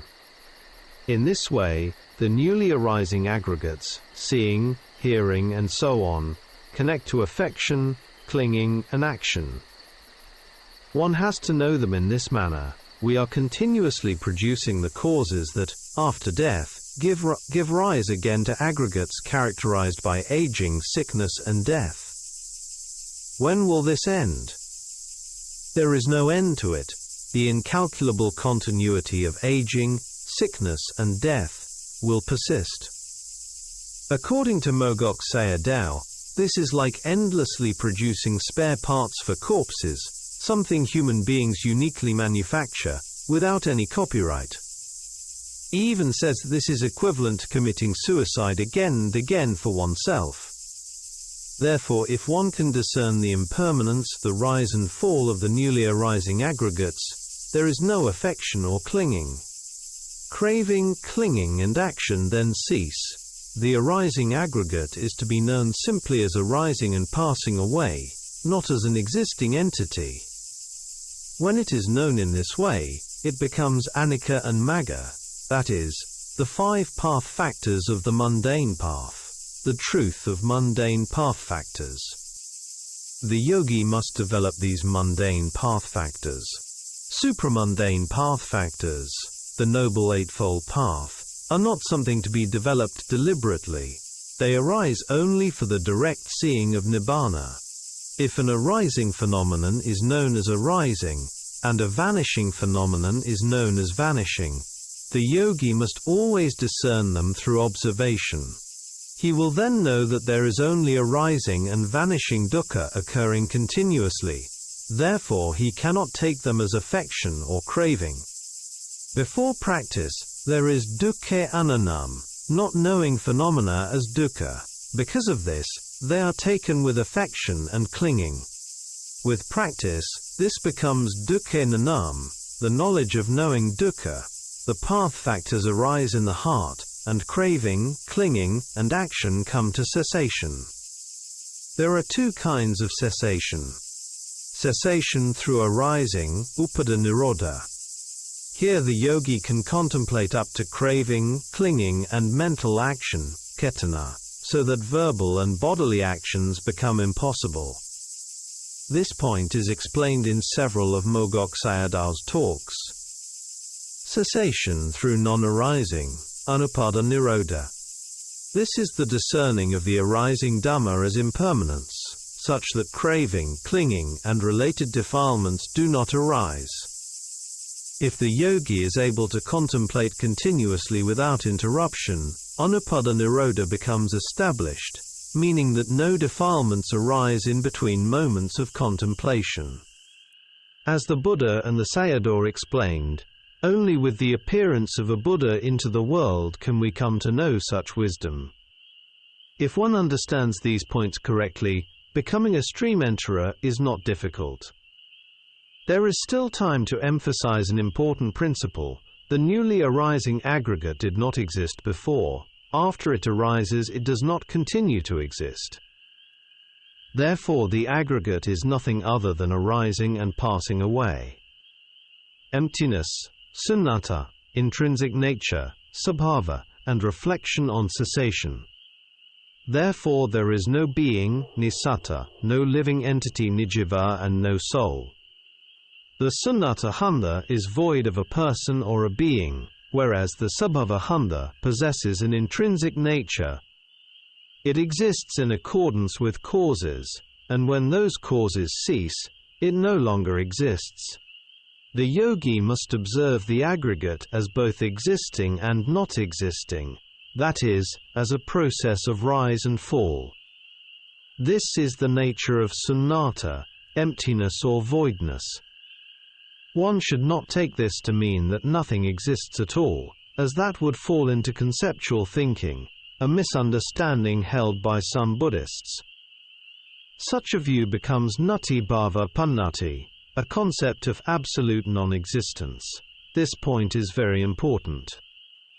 For example, when hearing consciousness arises with the contemplation it no longer present, what remains? The nature of inconstancy remains. The knowing knowledge also vanishes. It is not knowing continuously. This, too, is the process of knowing and vanishing. As the contemplated objects vanish, the observing knowledge also vanishes. Reflections on cessation through arising and non-arising. There is a talk by Mogok Sayadaw on this subject, which I translated in Part 10 under the title, Craving and Suffering. Some scholars interpret the Burmese system as merely passive observation. This is not correct. They only see part of the whole picture. If we study the works of Lady Sayadaw, we will understand the importance of both contemplation and reflection. Many scholars and practicing yogis continue to study his treatises and apply them in their teaching and practice.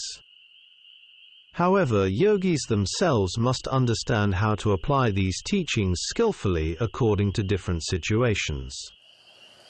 This is one of the important reasons why we study the suttas, to gain skillful means for dealing with defilements in daily life and during meditation practice. Those who study the suttas together with Mogok Sayadaw's talks will understand the importance of discerning anicca. Therefore, Burmese teachers emphasize this point, not because they teach only passive observation, but because they emphasize correct discernment. An extract from Sayadaw's teaching.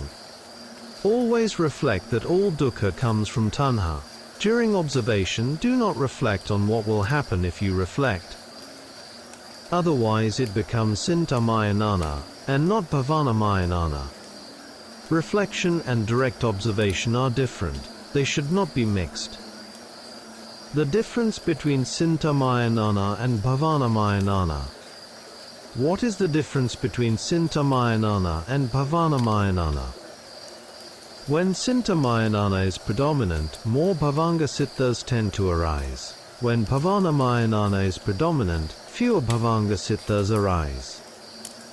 Bhavanga sittas take objects from the past. Sintamayanana involves thinking, planning, and reflecting. Therefore, one should allow time for reflection and also allow time for direct observation. Practiced in this way, progress becomes quicker.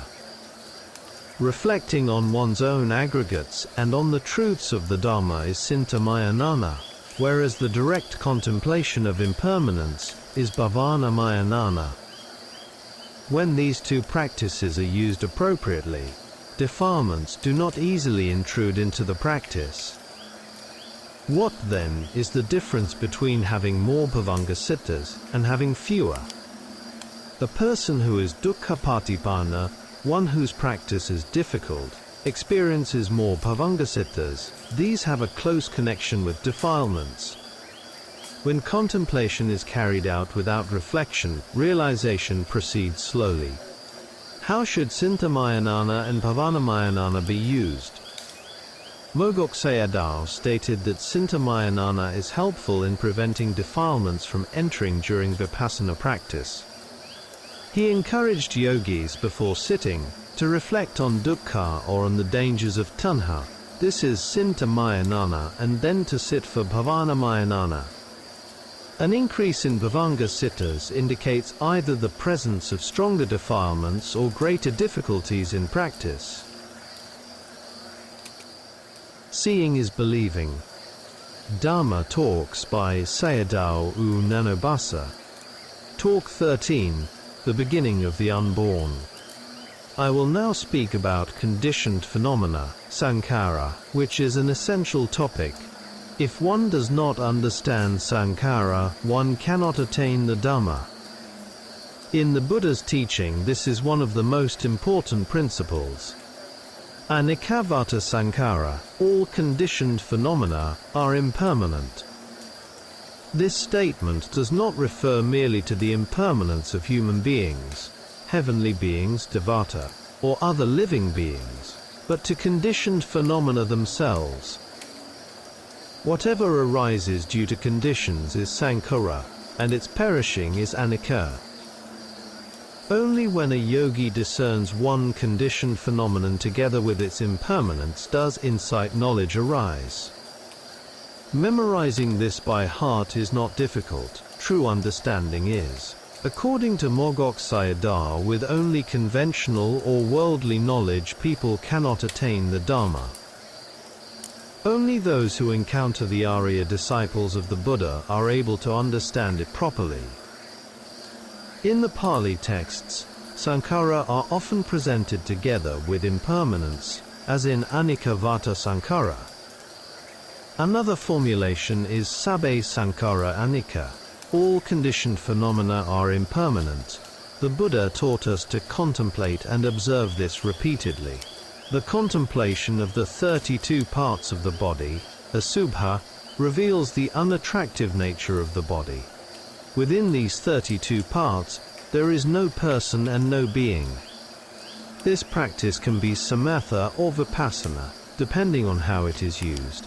Thai forest monks employ it for both samatha and vipassana, and Burmese traditions, Ingu system, also use it in both ways. Even in the body itself, impermanent phenomena are present. This too concerns sankhara. At the time of the Buddha's passing away, he emphasized this point with the words, Vyadhamma sankhara, apamadena sampadetha. All conditioned things are subject to decay. Therefore, strive on with diligence, mindfulness, and alertness. The three worlds, loka. There are three worlds, loka. Okasa loka, the world of location or space, the inanimate world in which beings live. Seeing its arising and perishing is a form of conceptual impermanence. Sataloka, the world of living beings, where all beings are subject to death and dissolution. This too is conceptual impermanence. Sankhara loka, the world of conditioned phenomena which are not living beings, and are not defined by form or shape as entities. They are known only by their intrinsic nature, sabhava, and emptiness, sunnata. These are also impermanent, but here impermanence is paramatta anicca, the impermanence of mind and matter at the ultimate level. If impermanence is perceived as something stable, it becomes a concept. If it is seen as arising and vanishing moment by moment, it is paramatta dhamma. Examples include painful feeling, or the feeling of heat, phenomena known directly through their intrinsic nature. Conditioned phenomena and the world of sankhara. Cold and heat are concepts. These are not concepts of non-existence, but concepts taken as existing. Human beings, devata, Brahma, all living beings, mountains, forests, and so forth, are all seen as stable by the ordinary eye. Therefore all of these are concepts. Whatever arises through conditioning is sankhara. After arising, it vanishes immediately. This is the nature of the world. loka. Therefore, this is called Sankhara Loka, the world of conditioned phenomena. If one can discern this Sankhara Loka with the knowledge eye, that is, with a purified mind eye, one will attain the Dhamma. The process of dependent co-arising is the explanation of Sankhara. If one sees Sankhara, it only is samadhi, i.e. samatha. This is not yet insight. Insight arises through seeing the vanishing of Sankhara. Understanding this point is extremely important. In practice, when yogis observe whatever arises, whether material form, rupa, or mind, nama, and then observe again, they must understand that these phenomena are newly arising. What existed before has already vanished. Before the arising of mind and form, the previous mind and form have already disappeared. This is expressed in the teaching Ekachitta Dhammayutta. A new mind can arise only after the preceding mind has vanished. The arising and vanishing occur so rapidly that the yogi cannot ordinarily see their connection. When samadhi develops, this process becomes clear. With the ending, that is, the cessation of impermanent conditioned phenomena, Sankhara Loka, there is the unborn, Nibbana. Therefore, knowledge of Sankhara Loka is the beginning of the path leading to Nibbana. Understanding conditioned phenomena is the most important foundation. Through seeing the impermanence of conceptual worlds, the world of locations and the world of beings, one develops a sense of wise urgency, samvega. By discerning the impermanence of the world of conditioned phenomena, one realizes the Dhamma. This discernment itself is insight knowledge.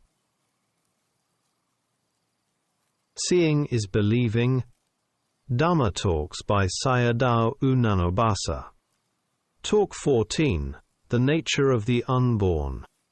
The Saggatavagga, the book of verses in the Samyutta Nikaya, contains the Buddha's teachings. Some people take Nibbana, the unborn, to be a golden city, a paradise, or a place that exists somewhere. Even when the Buddha was still alive, people had doubts about it. A devata from the Tavatimsa heaven once came to the Buddha and asked the question, "Where does Nibbana exist?" This was the devata Rohitasa. The Buddha replied to him, "Do not ask me in that way. It cannot be said where Nibbana is." Instead, the Buddha asked him, "How do you search for it with the desire to arrive there?" According to Rohitasa, he had searched for Nibbana by traveling on foot, by vehicles, by making merits, and by using supernormal powers. See Devaputta Samyutta, Rohitasa Sutta. Wherever he went, he found only aging, sickness, and death. Having khandha in any realm of existence, he encountered nothing but aging, sickness, and death. The Buddha then answered him that he could not find Nibbana in these ways. Not finding Nibbana means that aging, sickness, and death will never come to an end. Therefore, one must arrive at Nibbana. Rohitasa then asked the Buddha how he should look for it. The Buddha answered that he must search with knowledge Nana. Within this very body, measured at 2 armed lengths, he must search with knowledge. This is a very important point for one's own practice. When an object, aramana, and a sense door, dvara, make contact, consciousness arises. For example, when a visible object and the eye meet, seeing consciousness arises. All these are newly arising khandhas. The 6 sense doors themselves are part of the presently existing khandhas. Yogis must contemplate these newly arising khandhas with insight. By watching and observing the impermanent khandhas, their rising and falling, they discern the truth of dukkha. After repeatedly seeing this, it becomes wearisome, and at last it comes to an end. Every beginning has its ending. Do not say, "Nothing is happening yet in my practice." If one knows how to contemplate, one will discern impermanence, anicca, and realize the truths of dukkha and the path, magga sakas. Yogis must apply effort and make it strong. By continuously discerning impermanence, unwholesome and wholesome mental states are unable to enter the practice. We should not be satisfied merely with merit-making, as many Buddhists are. Upon truly encountering the Buddha's teachings, we must practice to end dukkha, the great suffering. At that time, neither unwholesome nor wholesome minds can enter, only knowledge-based minds, jnana, arise. As a result, the blood of the heart becomes clear and bright, and the body experiences lightness. Previously, the yogi discerned only the coarser forms of impermanence. Now he begins to discern the middle and refined forms. This is the discernment of many impermanences. On meditative light and personal experience in practice. If I speak of my own experience during practice, I once saw colorful, bright light and went to inform my teacher. He replied that this was not yet the appropriate stage. He explained that such experiences arise due to saddha, confidence. If one is able to contemplate continuously for 3 or 4 days, such light may appear. The light of wisdom, jnana, is described as white, clear and cool, like moonlight. I continued my practice, and after 1 or 2 months, the light became truly bright. Whenever I closed my eyes, it appeared clearly, even without any intention to see it. This was clarity of jnana, and its brightness continued until cessation. It can last for a long time, but reaching this stage requires considerable effort. Calming the mind is not an easy task.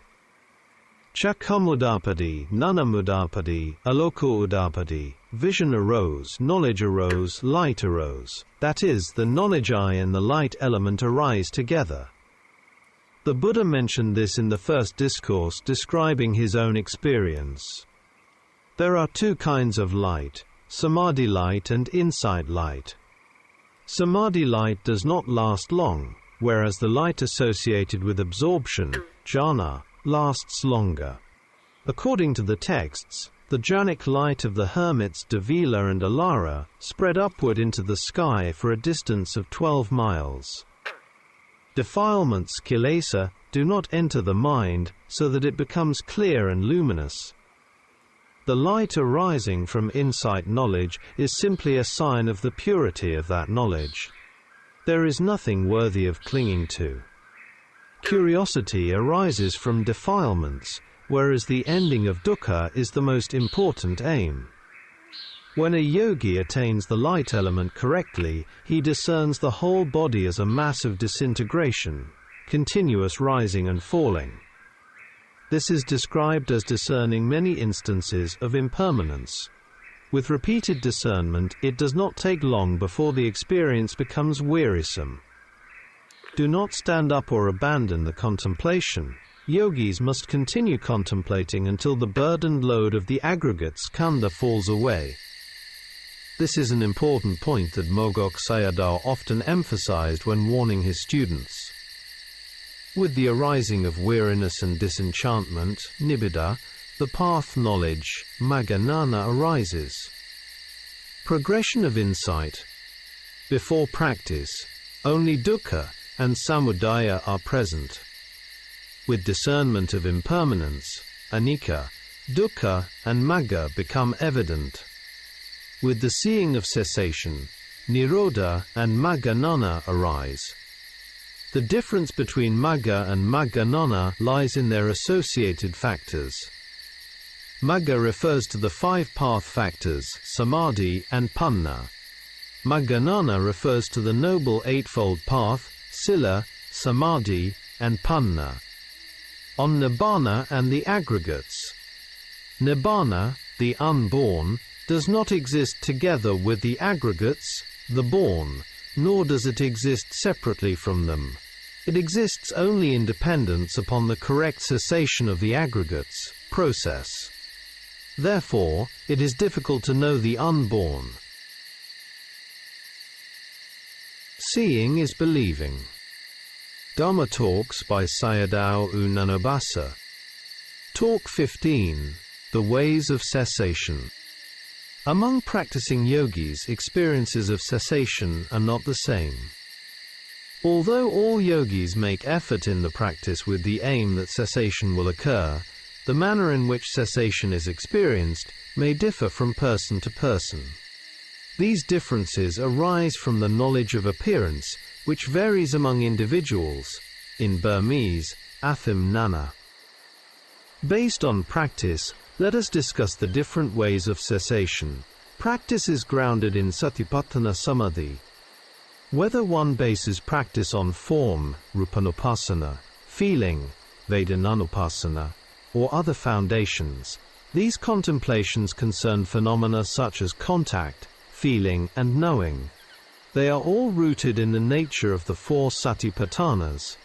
If the practice is correct at the beginning, the middle and the end will also become correct. When one contemplates a single aggregate khandha, the other aggregates are implicitly included. To establish a clear target, a yogi must contemplate the object that is most distinct to him. If form rupa is clear, he contemplates form. If feeling is clear, he contemplates feeling, and so forth. Whatever object is taken, in a human being all five aggregates arise together and vanish together. After seeing that an object arises and vanishes, knowing that this is a single moment of mind, the yogi continues contemplation and observes that the object is no longer present. Previously, the object was seen. After it vanishes, it is no longer there. This is the characteristic of impermanence, anicca. All three characteristics are encompassed within impermanence. Therefore, for a practicing yogi, cessation will eventually be reached. For this reason, it is important to understand the different characteristics that lead toward cessation. All phenomena arising from the body are moving toward dissolution. Nothing among them fails to perish. If a yogi sees phenomena as stable, that vision is incorrect. Taking them as permanent constitutes eternalism, sasatadithi. From this wrong view, feeling conditions craving, vedana pachaya tanha, and one then acts according to the demands of craving. Here, two possibilities must be understood. Ordinarily, phenomena are misconceived either as existing or as non-existing afterward. Mistaking non-existence as absolute non-being is known as annihilation view, nati bhava panati. Correct discernment, however, sees the transition from existence to non-existence as included within the characteristic of impermanence, anicca. If the yogi discerns this correctly and continues contemplation based on the sense bases, insight deepens. Initially, phenomena appear unstable in the mind. Subsequently, remaining with them becomes unbearable. By discerning one characteristic clearly, the others naturally follow. At the moment of cessation, the process ceases together with one characteristic. In the yogi's experience, this appears as arising suffering and vanishing suffering. This direct seeing is the characteristic of suffering, dukkha lakkhana. From repeated suffering to cessation. After that stage, one no longer wants these instances of suffering, dukkha, to arise. Yet, they still arise. One does not want them to persist, yet they persist. One does not want the body to experience pain and aching, yet pain and aching occur. This does not happen according to desire. It happens according to causes and effects. In this way, the characteristic of non-self, anatta lakkhana, appears in the yogi's mind. Then the process repeats. Phenomena arise again and again and cease again and again. The characteristic of unattractiveness, asubha lakkhana, appears to the yogi, together with the perception of momentary death, karnika marana. Seeing this, Mogok Sayadaw advised, do not deliberately contemplate impermanence, suffering, non-self, or unattractiveness as concepts. If one truly discerns rise and fall, the practice will naturally reach completion. Now let us speak about cessation and the four characteristics.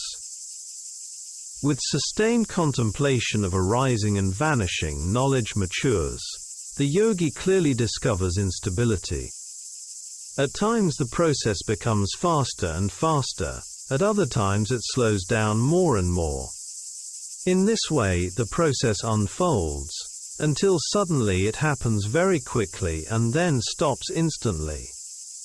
Only when impermanence anicca ceases clearly within knowledge is cessation properly realized.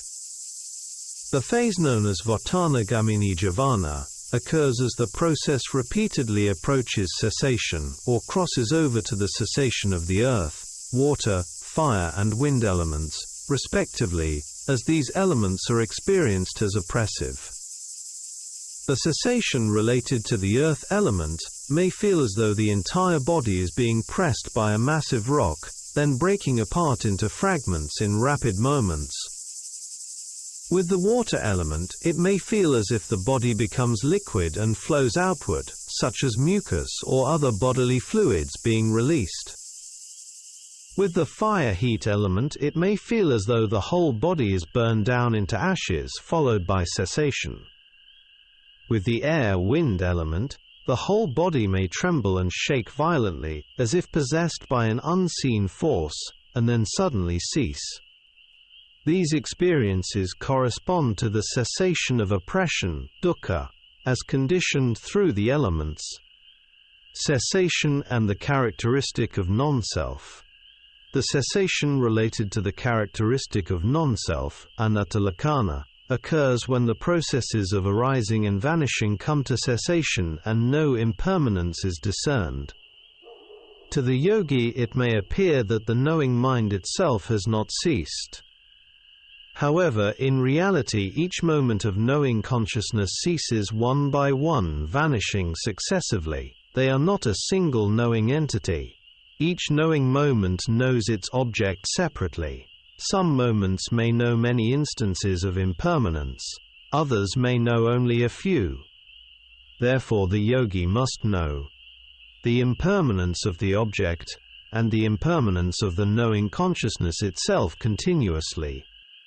If the yogi understands cessation in this way, it is called cessation in terms of non-self, anatta-lakkhana nirodha. Here the cessation of non-self may not yet be completely clear to some practitioners. Illustrative case, anatta cessation in practice. Note, in what follows, I present an example of a yogi's experience related to the cessation of non-self, extracted from a Dhamma talk by Venerable Adhikaramsi Sayadaw, U Sun Luin. He mentioned an Italian practitioner named Eduardo, who practiced anapana, mindfulness of breathing, for 2 hours of sitting meditation every day over a period of about 2 years. Later, he traveled to Burma in search of a teacher.